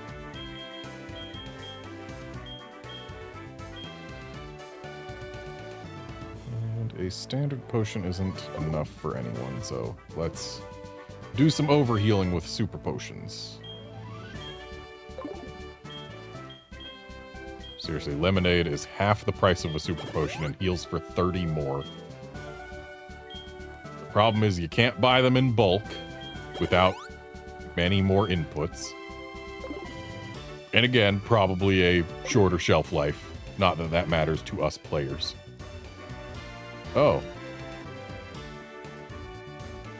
Okay, so that little entryway is completely worthless.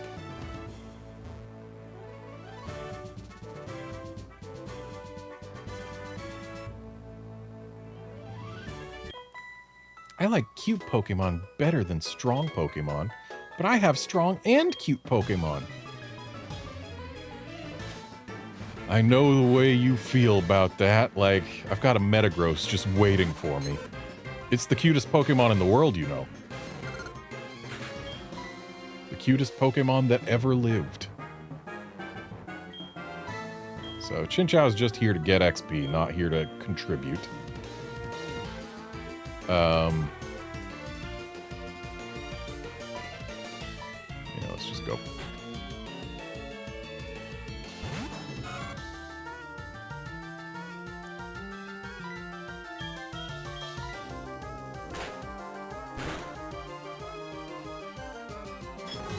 Nice one-hit KO.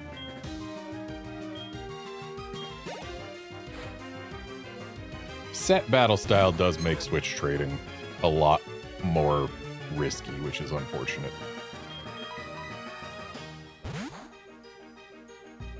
But it's what we're doing.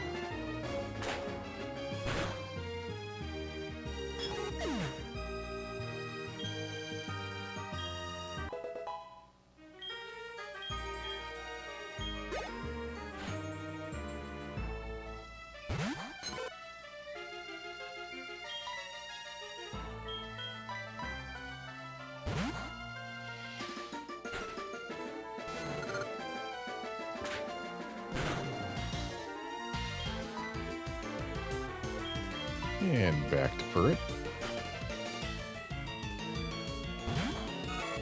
I imagine this gym would be a cakewalk if I had gotten my Heracross earlier and actually leveled it up.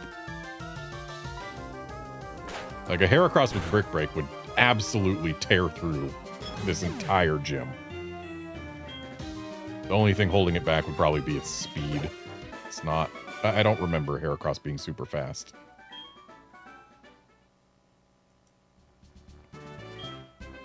I'm training really hard to try to beat Whitney, but I'm starting to get discouraged. What to do? Well, if I lose, I'll just try harder next time. Alright, now let's use our standard potion on Chinchou because it's barely under a full heal.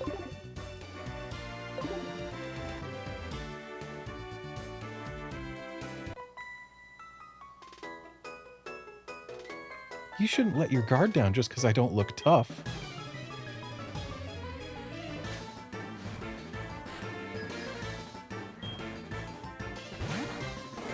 Schnabel.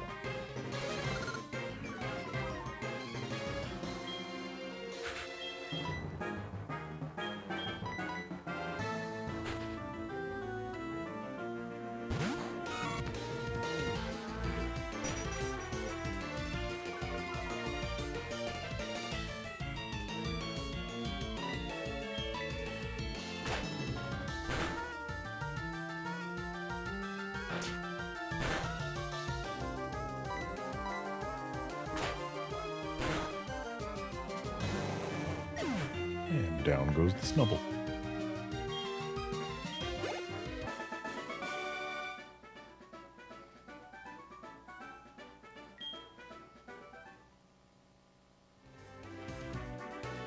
Alright, so that's the end of the trainers we get before Whitney. Would have liked to have one or two more. So we absolutely save before this fight, because it can go sideways pretty easily.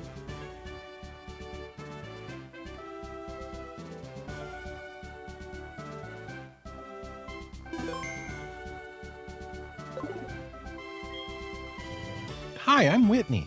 I saw you at the radio tower just now. everyone was into Pokemon, so I got into it too.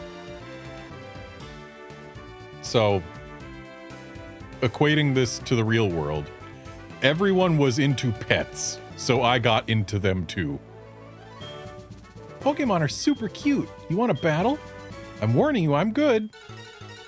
So, like, Whitney here wasn't a huge fan of cats until everyone else was, and then she's like, oh, if you all like cats, then I like cats too.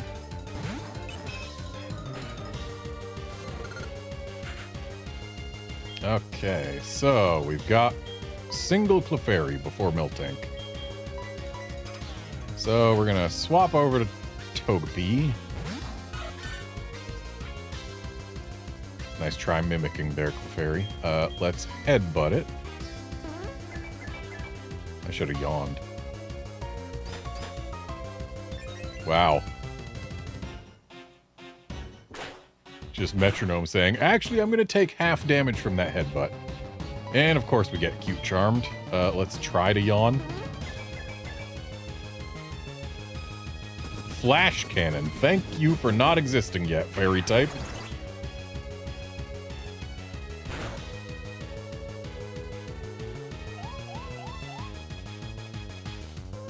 Okay, that infatuation's not enough to stop us from yawning. Alright, let's do an extra sensory, hopefully.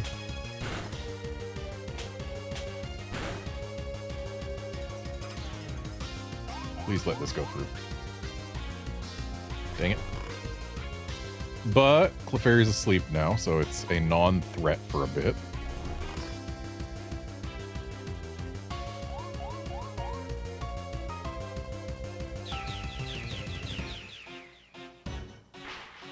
Get some damage in. That was about the same damage as the headbutt after Iron Defense. That's really sad.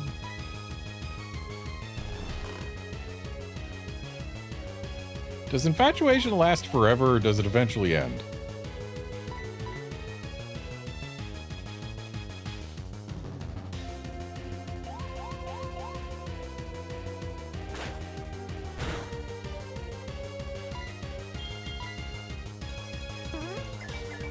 Don't explode.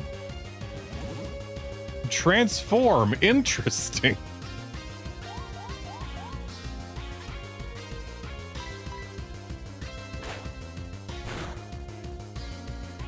Okay, I need this yawn to go off. Oof. Okay, we need health. Because I still am relying on Togepi to use... to use Reflect, because I did teach it.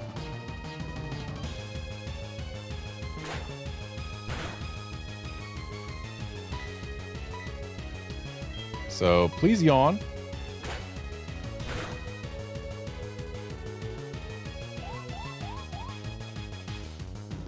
Alright, we got the yawn. Yeah, infatuation does go away if you swap, but... for it to last forever or until swapped is kind of annoying.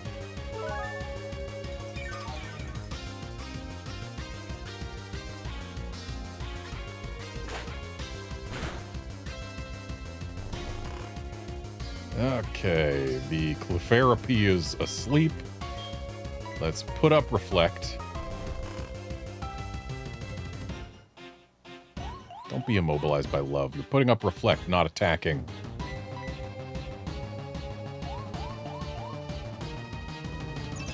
Okay, we got Reflect up. Hopefully that thing stays asleep. Alright, still asleep.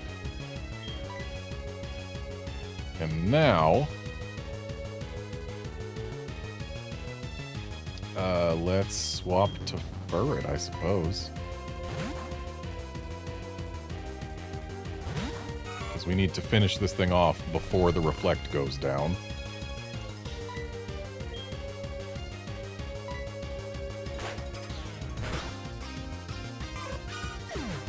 Alright, so we've got 3 or 4 turns of Reflect. We've got 3 turns of Reflect against Miltank. Hey, just one left, but I ain't losing, you hear? Okay, we're going for stomps instead of rollouts. I can see why.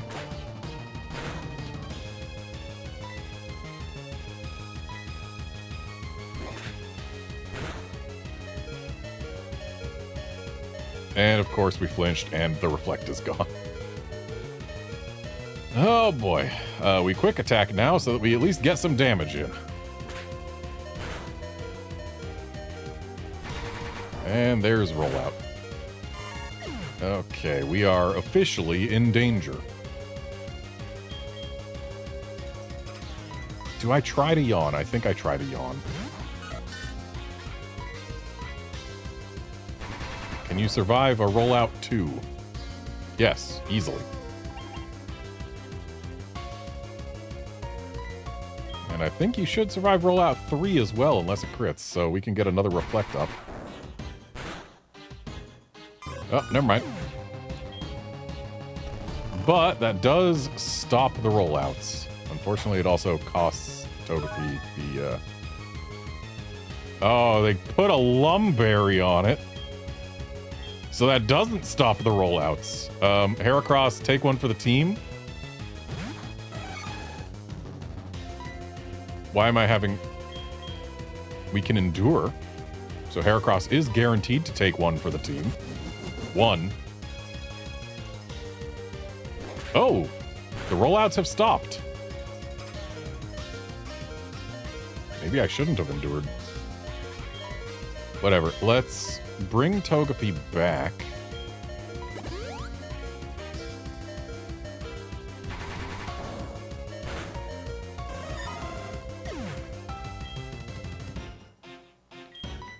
And we know that unless it crits, Togepi will survive this rollout 2. So we can get a yawn off.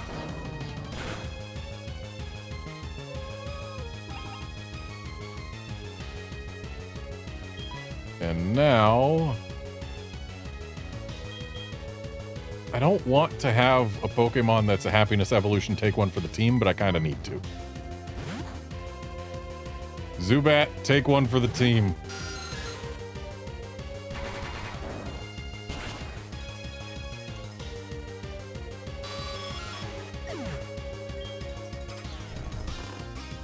And that stops rollout for a while. Because there ain't no Lumberry now.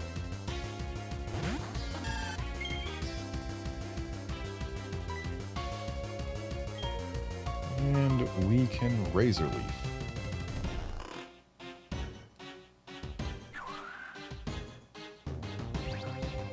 When it wakes up. If it wakes up. Poor me.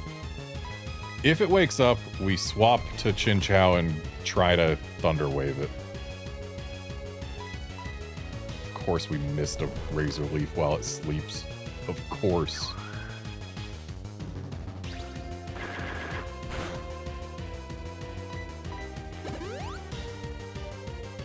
Okay, well, at least that Super Potion doesn't eat a sleep turn.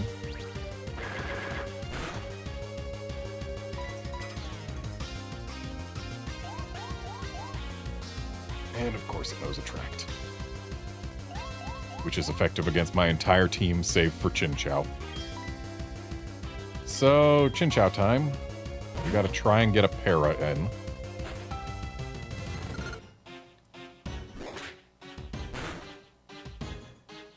That's not good. We cannot get a Para in. I believe I lose this battle.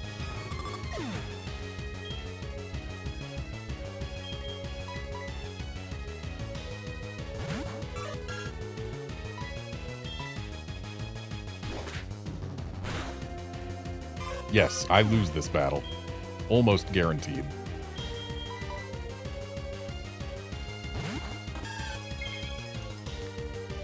My win condition is Miltank uses rollout and misses a lot. But I don't think we're going to be so lucky.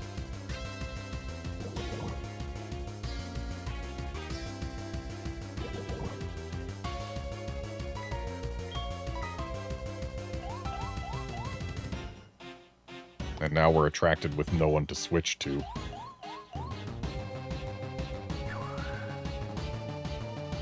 But that's part of why I put the poison on.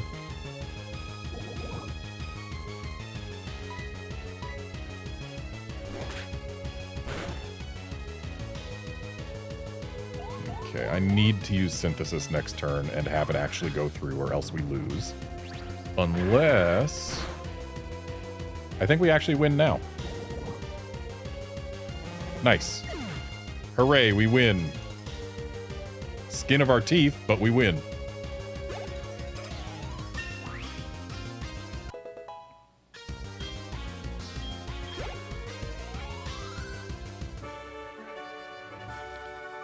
Whitney is rough.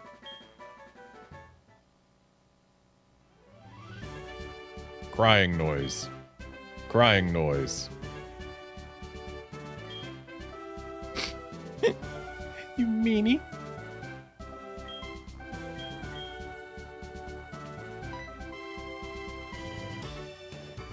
Oh no, you made Whitney cry. It's okay, she'll stop soon. She always cries when she loses. And unlike in the originals, we don't have to go all the way to the gym entrance to get her to stop crying. What? What do you want? Badge? Oh, right, I forgot. Here's the plain badge.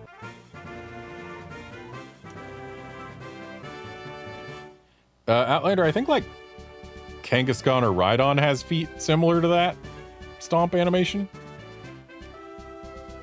The plain badge lets your Pokemon use strength outside of battle. Oh, you can have this too. I can use strength outside battle, but I don't have strength to use. It's attract. It makes full use of a Pokemon's charm. Isn't it just perfect for a cutie like me? That's right. I heard that this thing called the Pokemon or Pokeathlon Dome is now open right next to the national park.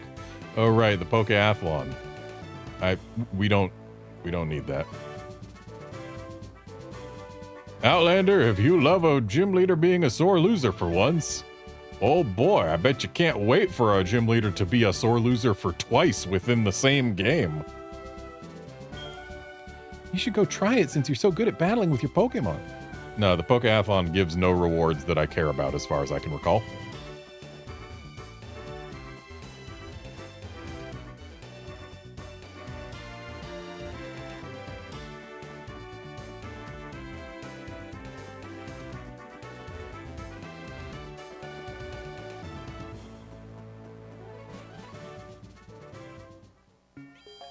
Forgot to talk to Hints guy again. You won? Great. I was busy admiring the powerful trainers here.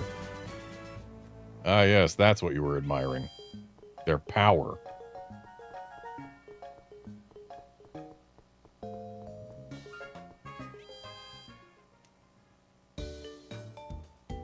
Oh, I was thinking of stomping different games where the animation was like a 3-clawed foot. Yeah, in this game, if it's a human foot, Mr. Mime if he takes his shoes off?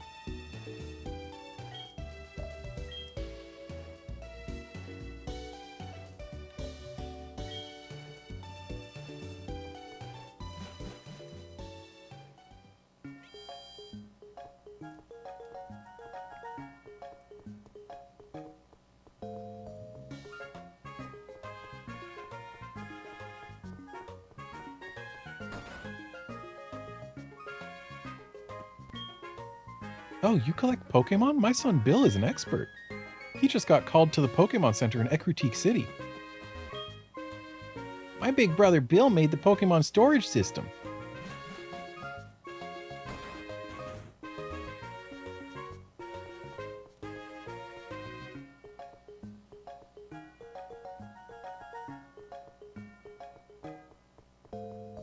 Right. I think there's another building besides the flower shop that we need to go into. Is it this one? No, this is the happiness checker lady.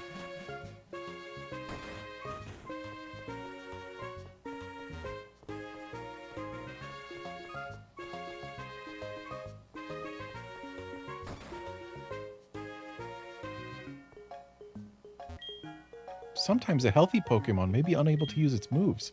If that happens, heal it at a Pokemon Center or use an item. Once while I was battling, my Pokemon couldn't use any moves. The power points or PP of its moves were all gone.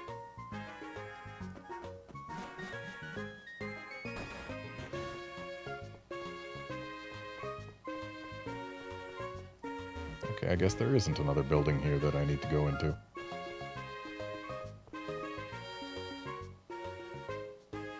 Then where the heck do we get strength?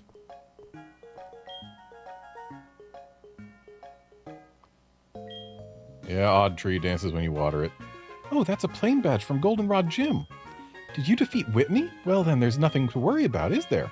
I'll let you use this squirt bottle for a while then. Oh, never mind. Keep it.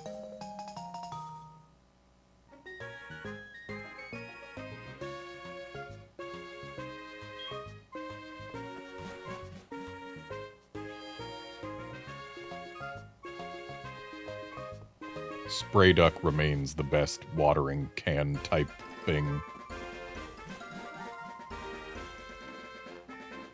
Ah, the HM for strength is in Ecruteak City, which you can't... I somehow didn't battle this girl before the gym.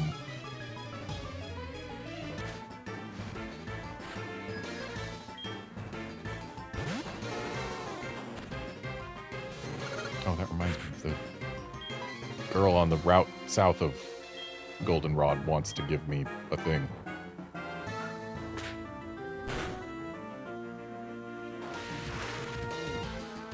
Yeah, Ecruteak City, you can't reach it until after you do the Goldenrod Gym. So you get the ability to use strength outside of battle before you even can get strength. So why even have there be a stipulation that you can't use it outside of battle without a certain badge? I guess trades exist.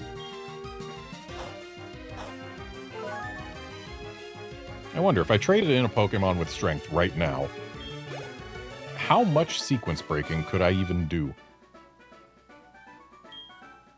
It would let us go through at least part of the Dark Cave. The gym badges are pretty. I collect them. Yeah, let's go get our item.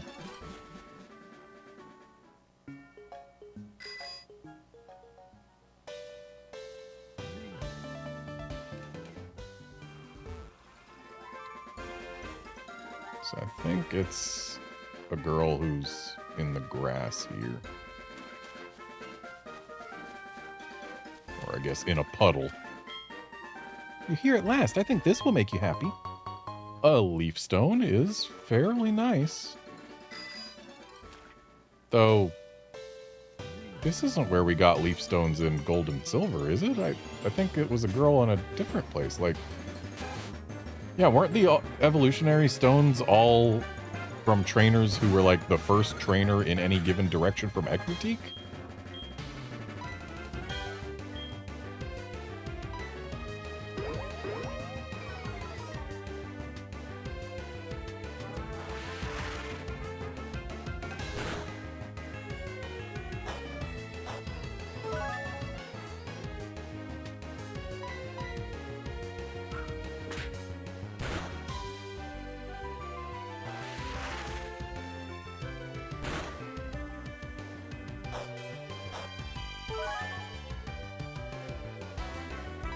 Hopefully 18's enough to survive a quick attack. Good.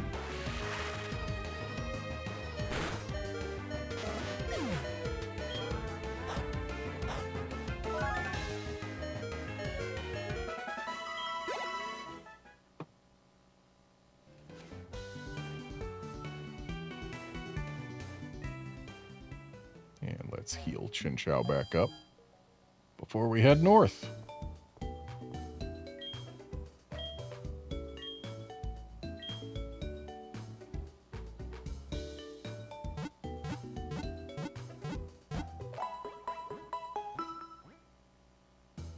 Actually, thinking on it, is a leaf stone useful? I don't think a leaf stone is used for anything that evolves to have a Johto Pokédex number.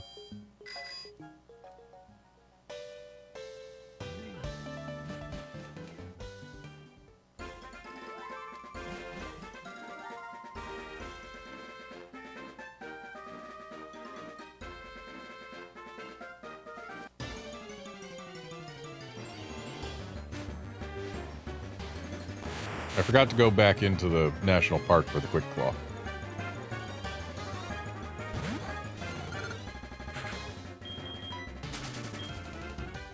Might as well run from the Abra. It's just going to teleport away anyway. Trying to do anything to it would just waste our time watching the teleport animation.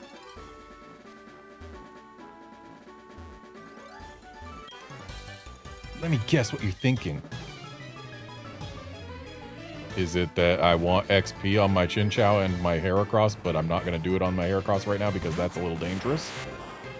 Because if that's what you're guessing, then, man, you're real good at this.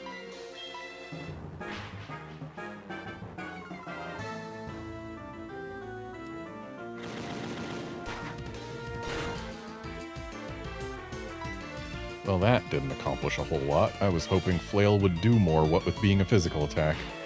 But I suppose, since it's a physical attack that's based on how much HP you're missing,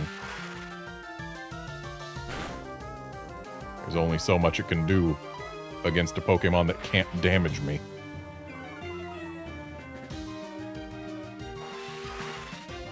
So, Mr. Psychic, if you're gonna guess what I'm thinking now, it's, I wish you would stop flashing me. My accuracy is getting too low, even though I've never missed yet. There it is. I'm absolutely swapping off Chinchou the moment this Abra goes down.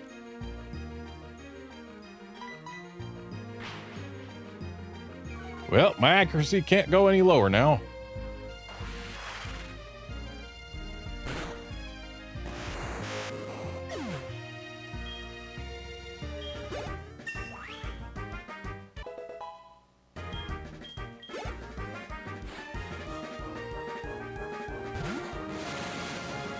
Also, I'm 100% Voltorb flipping when this stream is over so that I can get Thunderbolt on Chinchou. I don't think I'm going to go for anything else on anyone else, but Thunderbolt on Chinchou is a must. Because Chinchou is a special attacker, and the only electric move it learns for a while is Spark at level 20.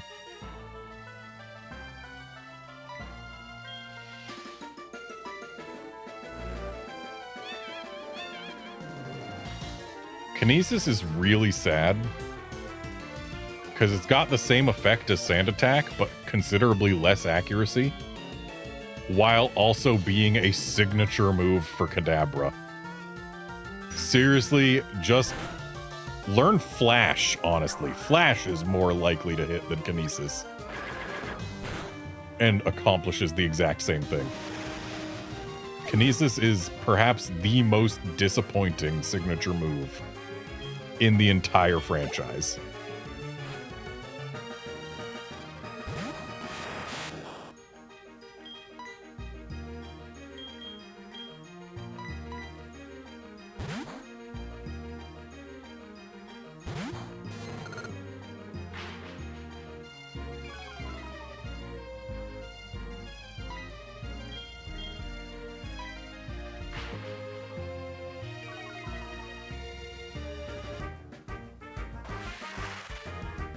What do you want to bet that this Psychic is the specific reason that the Goldenrod department store stocks Flash TMs?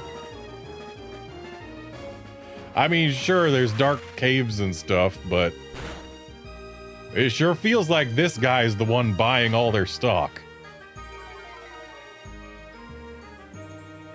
Dude's got a vendetta against my accuracy.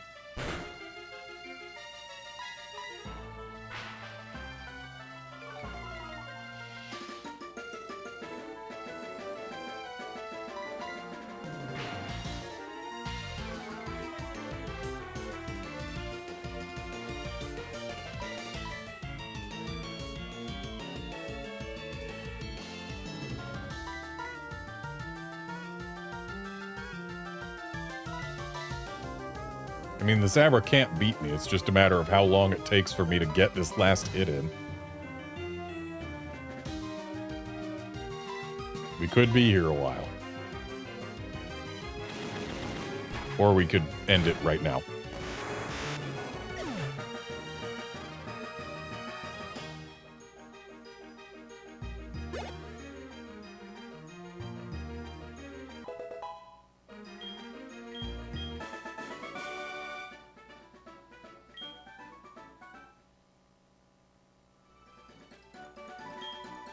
If you read your opponent's mind, then you can attack more efficiently.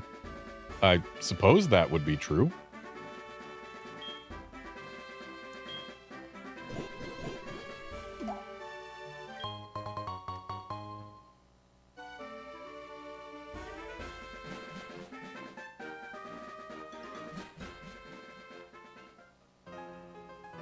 Hey, look, it's a Sunkern.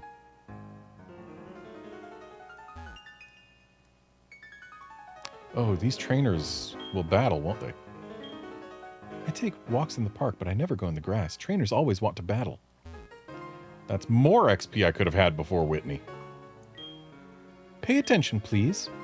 Oops, I have to quit thinking like a teacher all the time. You must be a Pokemon trainer. Since you're working so hard, I want you to have this. Hooray, we got a Quick Claw. Let a Pokemon hold that Quick Claw. Sometimes it will strike first during battle. Hello, just when you least expect it, I am Cameron the photographer. You look so photogenic. Why not have a picture taken? Go for it. All right then, get yourselves ready.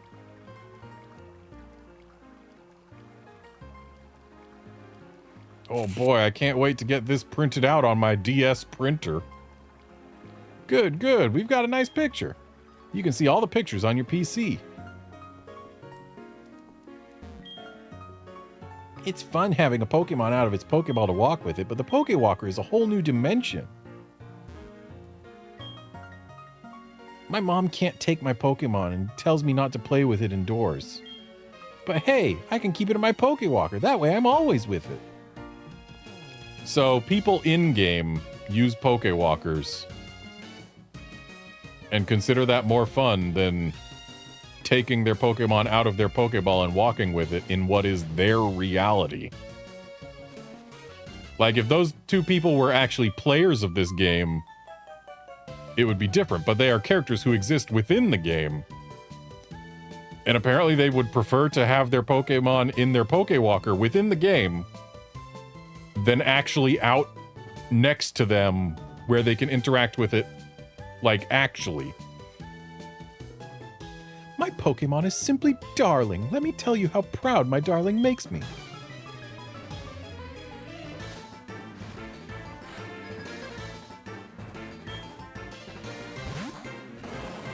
Schnabel.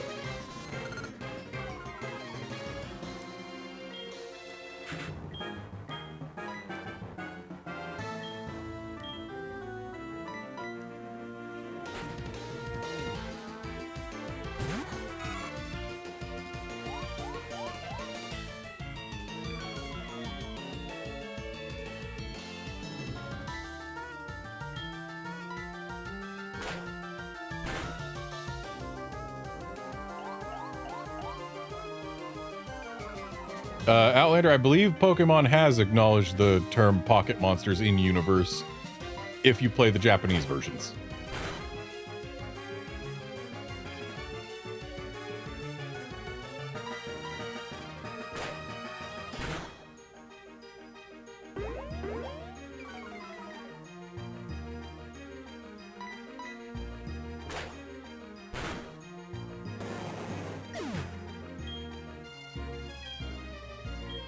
I mean, it helps that over there you catch Pokemon in Monster Balls, not Pokeballs.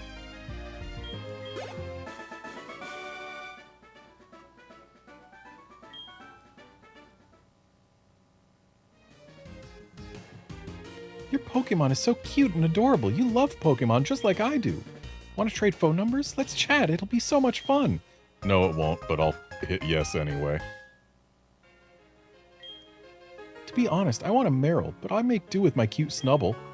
Oh, I'm just kidding. I'm just kidding, Snubble. You're the cutest Pokemon ever, really. But I do want a Meryl, though.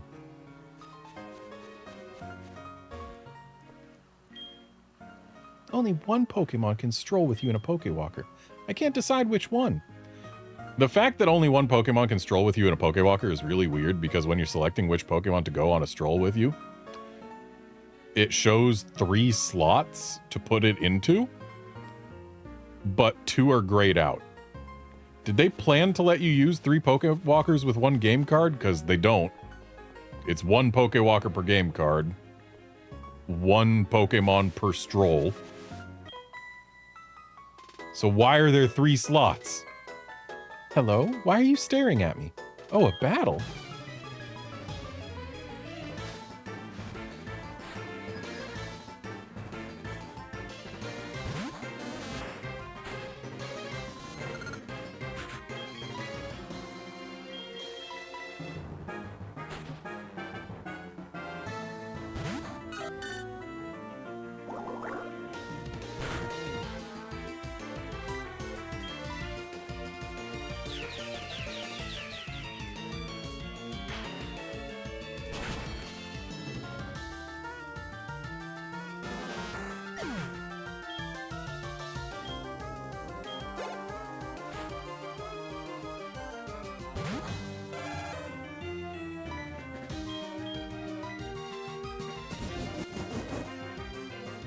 Well, that focus energy is going to get right through this reflect.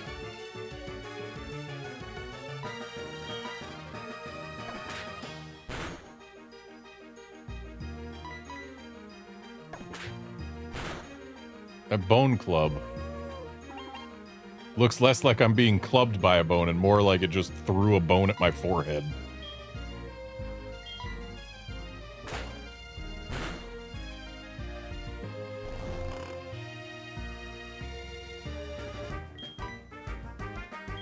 Alright, here's my chance.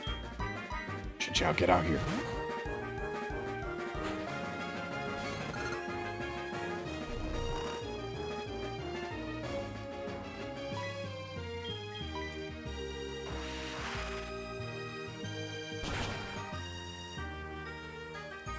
Uh-oh.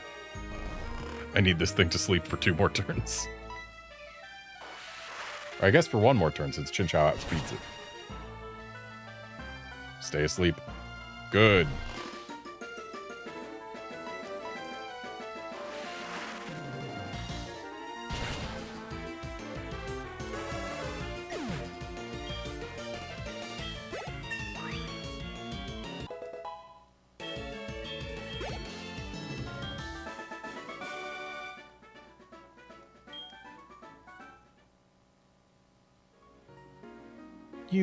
You think I'm cool, right?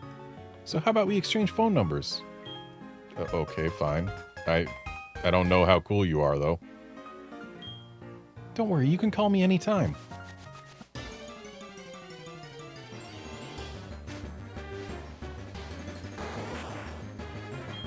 I mean, I could just get some XP from this Kakuna. There's nothing stopping me.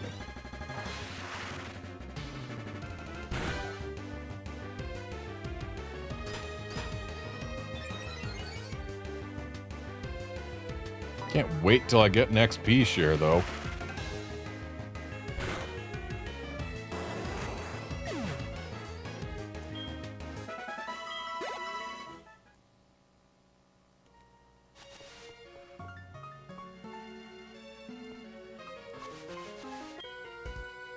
We adore our Pokemon, even if they dislike us. That's what being a Pokefan is all about. Have you considered adoring them in a way that doesn't make them dislike you? Just a thought. That is not as big a threat as it could be. Thanks, Volt Absorb. That is less damage than I would have liked to see.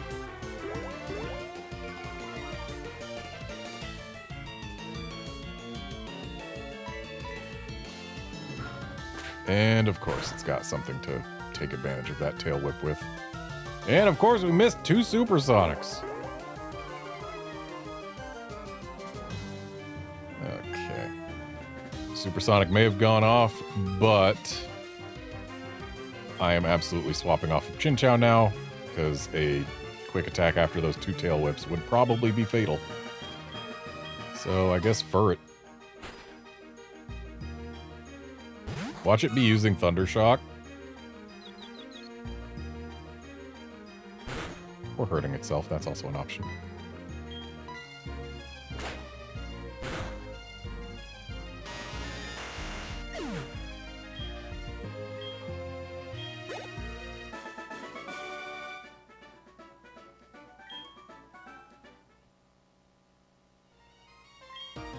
I lost the battle, but my Pokemon win the prize for being the most lovely. Yeah, only because I don't have a Metagross with me.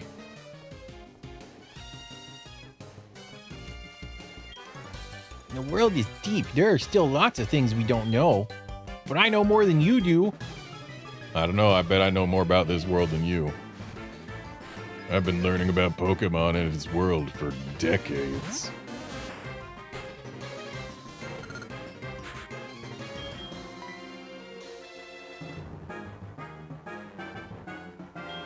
Let's go Zubat.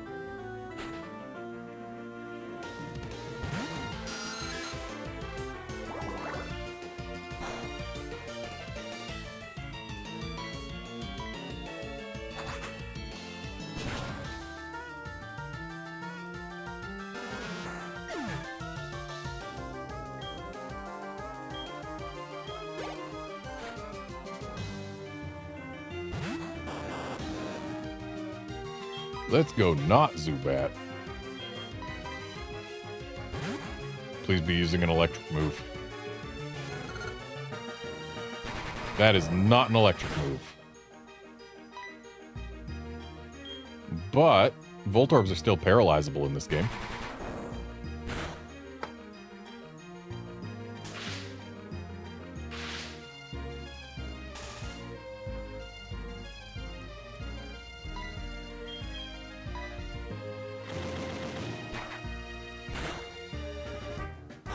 Wow, that was disappointing.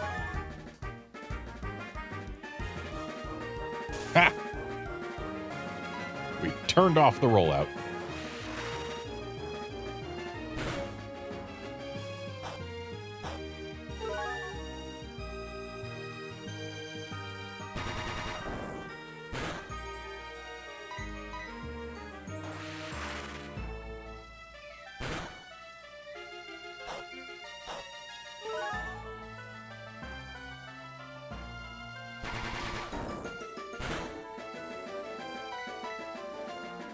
Okay, we need rollout to get turned off again, or else Chinchou dies. Or we can just kill the Voltorb. That works too.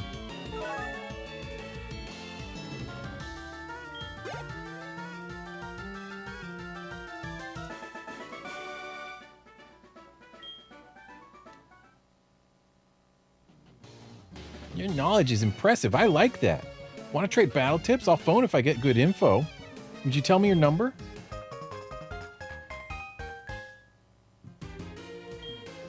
I'll call you if I hear anything.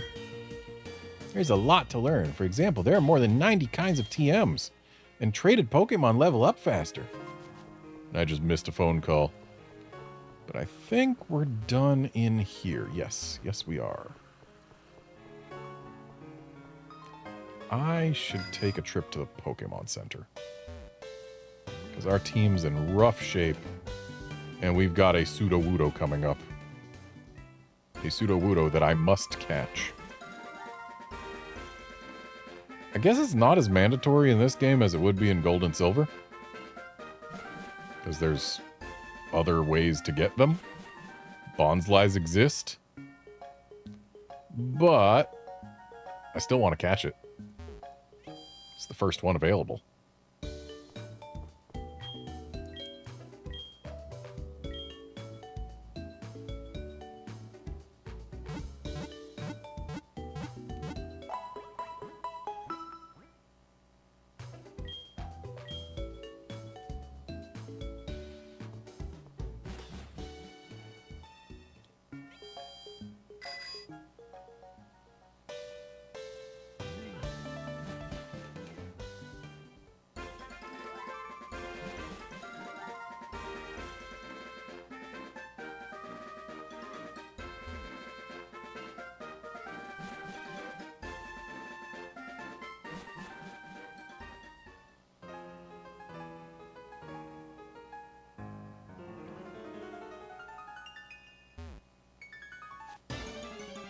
Dang it. Went one tile too far north.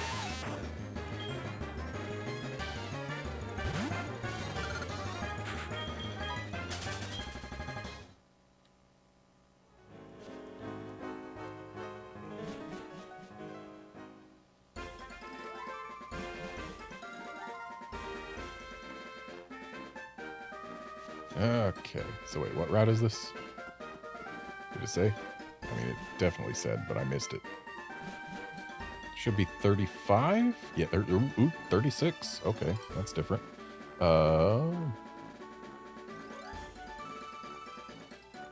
Let's see. In Route 36, I can find a Stantler in the grass. But it's only a 5% encounter rate. So I'm not going to, like, spend all day here trying to get it. I might just get it off stream.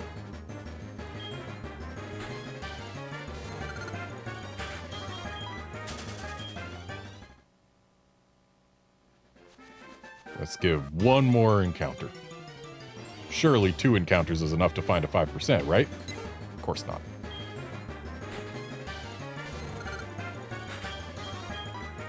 But we did, twice in a row, find the 3rd most common Pokemon here. The 2 most common being the 2 Nidorans, at 30% each. I can properly prepare for any Pokemon adversary.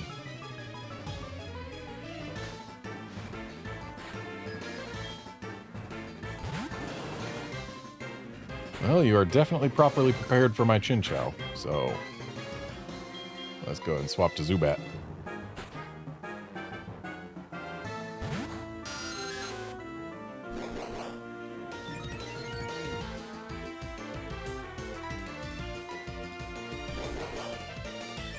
That Tangela sure is getting big. Also, it's surprisingly fast, outspeeding my Zubat.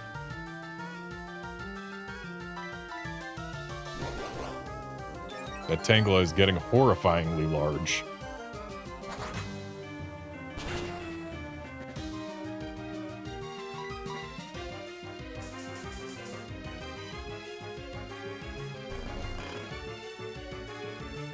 Because everyone knows you have to use growth 3 times before you can use sleep powder. And then continue using growth after that. I'm glad Zubat woke up fast. After 4 growths, that Tangela probably could have taken any KO it wanted. But then again, if Zubat went down, I would have swapped to Ferd and quick attacked it.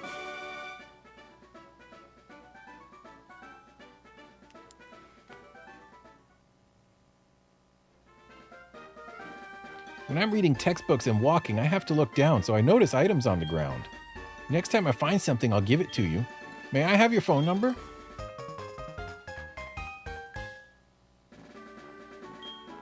I'll call you as soon as I find something. You can count on it. I'm the flower shop's Floria. Listen, when I sprinkled water on that wiggly tree, it jumped right up. It just has to be a Pokemon. Have you soaked it? Oh, that's the squirt bottle. Soak the tree for me. I want to see what happens. Yeah, I will. Just give me a sec. Gonna save before I encounter this here Sudowoodo.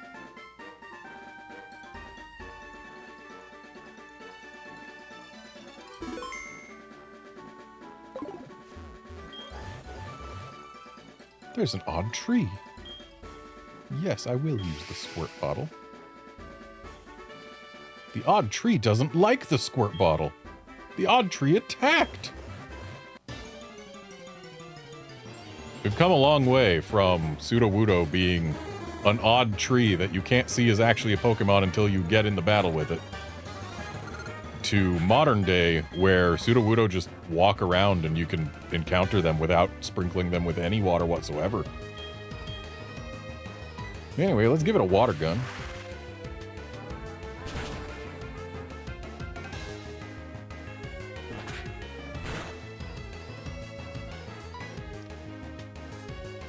And let's Thunder Wave it, since it's just shown a fighting type move. I don't want to send Togepi out to get low kicked while I try and yawn it. Okay, so now I'm Thunder Wave, or no, it learned Thunder Wave. Okay, that's fine, I guess.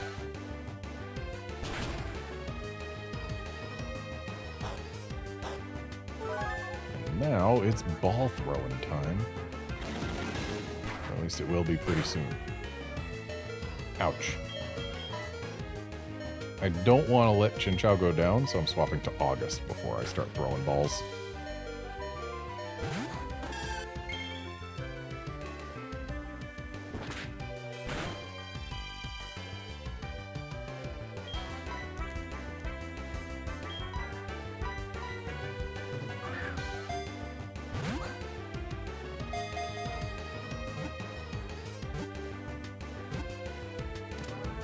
Nice.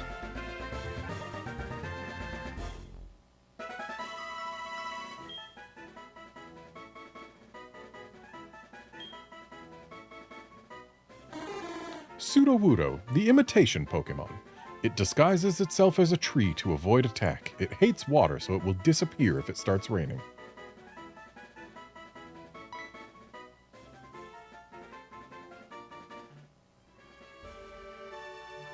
That was fun. I want to give you this for entertaining me. Ah, we can grow berries now. With the berry pots, you can grow any berry from any region with no worries. That's right, I'll give you some berries too. Berry pots won't do any good without berries.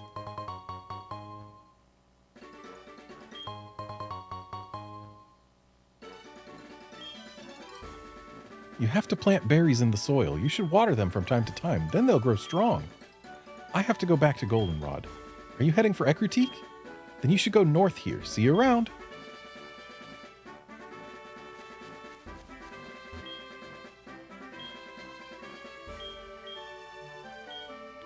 Having this guy just pick up a conversation that we started having ages ago feels weird. The odd tree is gone as if it just walked away. No, it's gone as if someone put it in a Pokeball. What? It was a Pokemon? Well, finally I can go to Ekritique to do some shopping. If you follow the path from where the odd tree was, you'll reach Ekritique City. Before I follow that path, I need to check something real quick. Just before I get too far away from other things.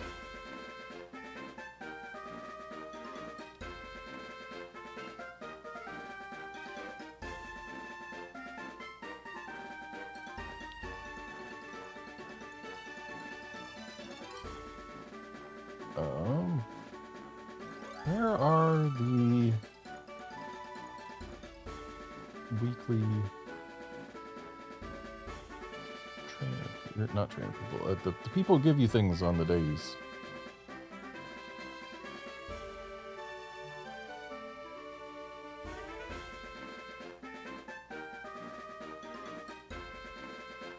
Just got to find out where the Saturday one is to see if I can get that without going too far out of my way.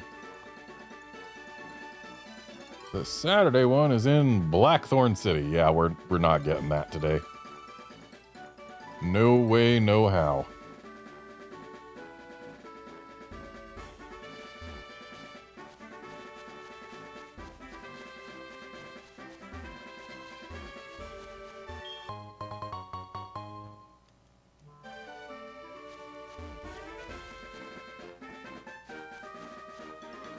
Now we're on Route 37, a whole different route. And what can we find here? The answer is nothing I care about except for Stantler, which is 30% instead of 5%. So these twins want to battle. These two want to battle. That guy over there wants to battle. Everyone wants to battle. I kind of want to not really do too much battling right now because I've already been streaming for too long and I kind of need to stop. So yeah, I'm going to go ahead and call it a stream here. I'll probably find myself a Stantler in this grass between streams. But yeah, that's going to be it for this stream. Thanks, folks, for dropping by to watch and chat and all that. And I will be back on Tuesday for more SoulSilver. And that'll be the last SoulSilver stream for a good while because Monster Hunter on Thursday is a thing that's happening. Actually, you know what? I might be able to stream SoulSilver on Thursday and then stream Monster Hunter later once it actually drops. We'll see. Depends on how things are going with my work schedule and whatnot. But yeah, Tuesday. See you then, friends.